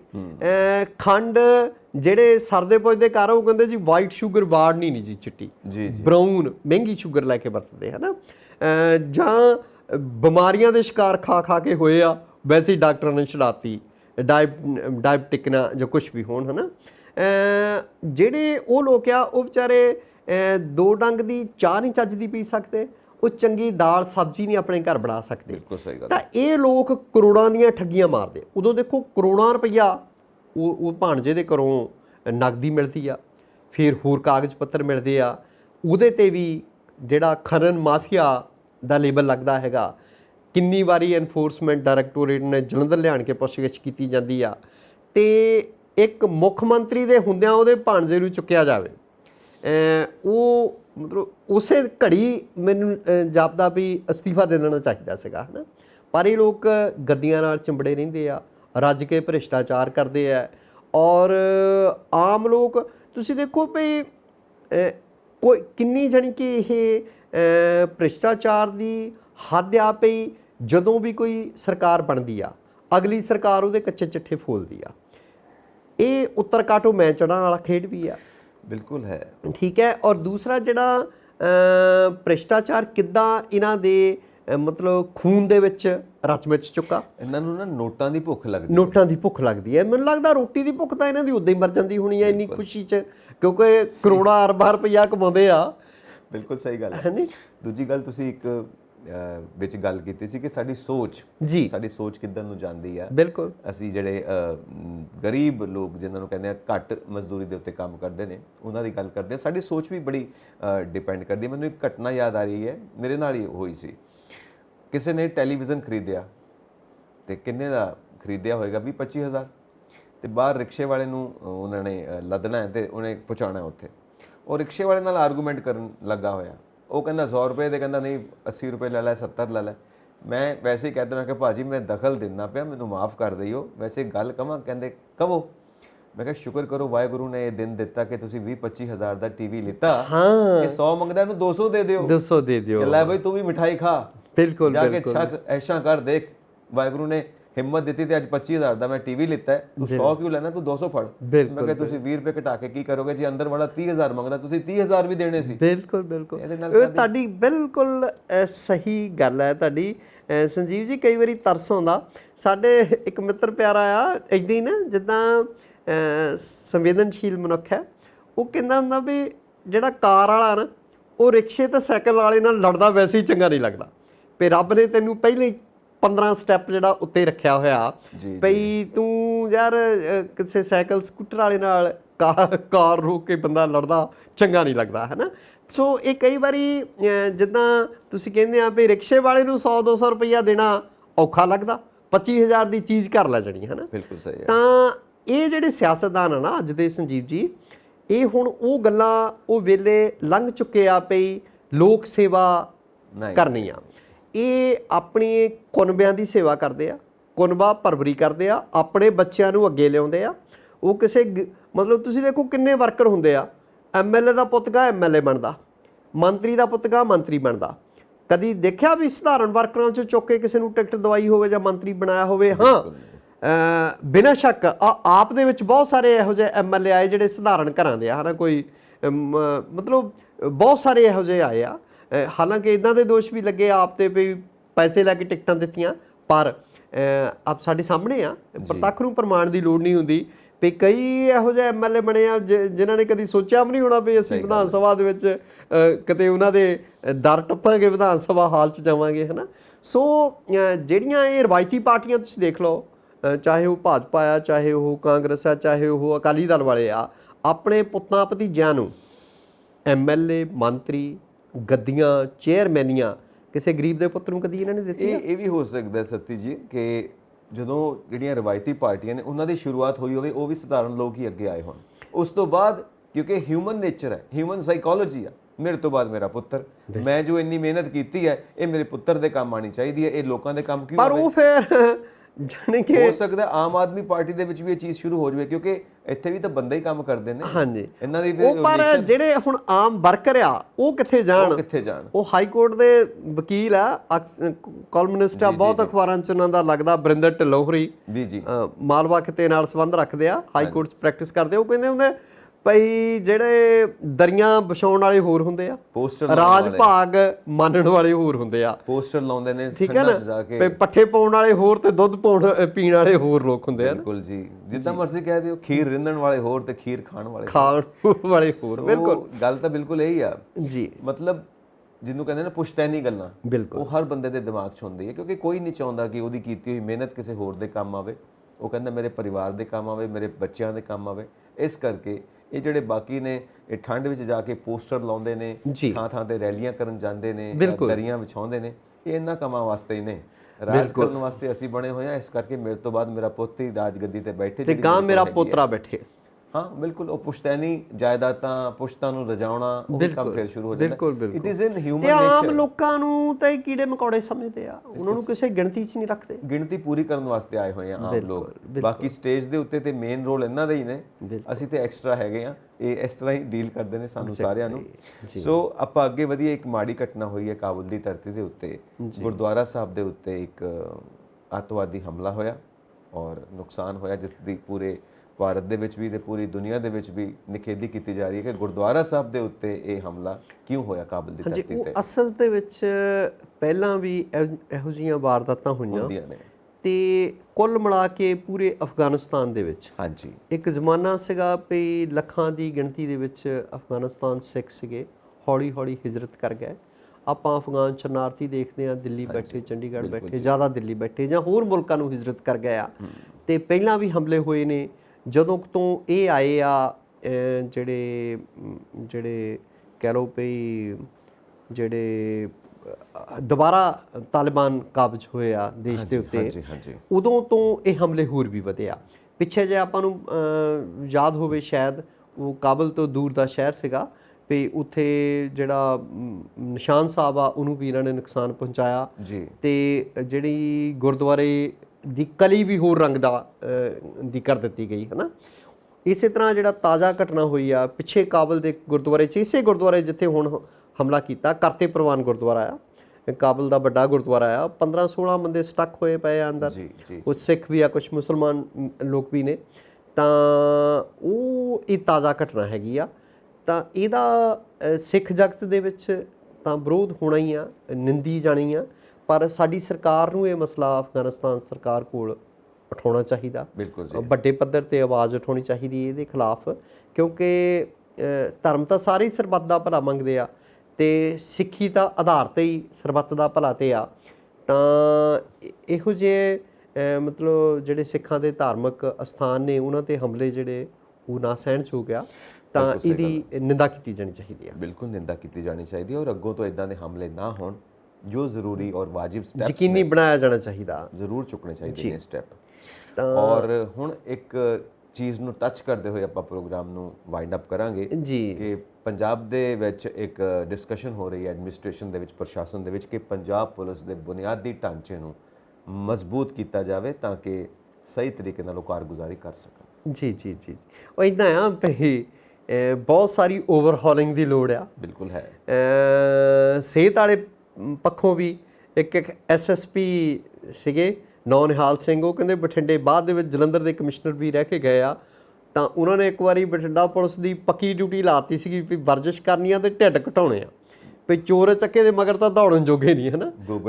ਗੋਗੜਾਂ ਵਧੀਆ ਹੋਈਆਂ ਸਿਹਤ ਵਾਲੇ ਪਾਸਿਓਂ, ਸਰੀਰਕ ਦੇਖ ਵਾਲੇ ਪਾਸਿਓਂ, ਐਡਮਿਨਿਸਟ੍ਰੇਟਿਵ ਲੈਵਲ ਤੇ ਜਿਹੜਾ ਮੋਡਸ ਆਪਰੈਂਡੀ ਆ, ਕੰਮ ਕਰਨ ਦਾ ਢੰਗ, ਉਹਨਾਂ ਦੀ ਵਰਕਿੰਗ ਆ, ਇਹਦੇ ਵਿੱਚ ਇੰਪਰੂਵਮੈਂਟ ਹੋਣੀ ਚਾਹੀਦੀ, ਇੰਪਰੂਵਮੈਂਟ ਦੀ ਲੋੜ ਹੈ। ਦੇਖੋ ਇੰਪਰੂਵਮੈਂਟ ਦੀ ਗੁੰਜਾਇਸ਼ ਤਾਂ ਹਰ ਕੰਮ 'ਚ ਹੀ ਹੁੰਦੀ ਆ, ਪਰ ਕਿਉਂਕਿ ਜਿਹੜਾ ਅਮਨ ਕਾਨੂੰਨ ਜਿਹਨਾਂ ਲੋਕਾਂ ਨੇ ਜਿਹੜਾ ਦੀ ਸਥਿਤੀ ਨੂੰ ਬਣਾ ਕੇ ਰੱਖਣਾ ਹੁੰਦਾ, ਅਮਨ ਕਾਨੂੰਨ ਕਾਇਮ ਰੱਖਣਾ ਹੁੰਦਾ, ਉਹ ਲੋਕ ਤਾਂ ਬਿਲਕੁਲ ਚੁਸਤ ਦਰੁਸਤ ਹੋਣੇ ਚਾਹੀਦੇ ਆ ਨਾ। ਬਿਲਕੁਲ ਜਿਵੇਂ ਆਰਮੀ ਦੀ ਨਹੀਂ ਹੁੰਦੀ ਸਵੇਰੇ ਪਰੇਡ ਰੋਜ਼, ਜੀ ਬਿਲਕੁਲ ਪੀਟੀ, ਉਦਾਂ ਪੁਲਿਸ ਦੀ ਪੀਟੀ ਹੋਣੀ ਚਾਹੀਦੀ ਆ। ਮੇਰਾ ਖਿਆਲ ਆ ਮੁੱਤ ਤਾਂ ਬਾਅਦ ਵੀ ਨਹੀਂ ਹੁੰਦੀ ਹੋਣੀ ਪੁਲਿਸ ਦੀ ਕਿਤੇ 26 ਜਨਵਰੀ ਦੇ ਆਸ-ਪਾਸ ਜ਼ਰੂਰ। ਉਹ 'ਚ ਵੀ ਡਿਊਟੀਆਂ ਤੋਂ ਮੈਂ ਕਈ ਲੋਕ ਦੇਖਦਾ ਕਈ ਭੱਜਦੇ ਹੁੰਦੇ ਆ ਵੀ ਯਾਰ ਮੇਰੀ ਡਿਊਟੀ ਉੱਥੇ ਲੱਗੀ ਆ ਪਰੇਡ ਦੇ ਔਰ ਵਿੱਚ। ਬਿਲਕੁਲ ਤੁਸੀਂ ਠੀਕ ਕਿਹਾ ਕਿ ਜਿਹੜੇ ਆਫੀਸਰ ਇਹ ਕਹਿੰਦੇ ਨੇ ਨਾ ਕਿ ਫਿੱਟ ਹੋਣਾ ਚਾਹੀਦਾ ਪੁਲਿਸ ਬਿਲਕੁਲ ਦੇ ਸਾਰੇ ਮੁਲਾਜ਼ਮਾਂ ਨੂੰ, ਬਿਲਕੁਲ ਸਹੀ ਕਹਿੰਦੇ ਨੇ। ਬਿਲਕੁਲ ਜੀ। ਸੋ ਫਿਰ ਅੱਜ ਮੇਰਾ ਖਿਆਲ ਆ ਵੀ ਦਰਸ਼ਕਾਂ ਕੋਲੋਂ ਇਜਾਜ਼ਤ ਲੈਂਦੇ ਆ। ਮੈਨੂੰ ਨਰਿੰਦਰ ਸਿੰਘ ਸੱਤੀ ਨੂੰ ਤੇ ਮੈਨੂੰ ਸੰਜੀਵ ਯਸ਼ਖੰਦਾ ਨੂੰ ਦੇ ਦਿਓ ਇਜਾਜ਼ਤ। ਫਿਰ ਮੁਲਾਕਾਤ ਹੋਏਗੀ। ਸਤਿ ਸ਼੍ਰੀ ਅਕਾਲ ਜੀ। ਸਤਿ ਸ਼੍ਰੀ ਅਕਾਲ।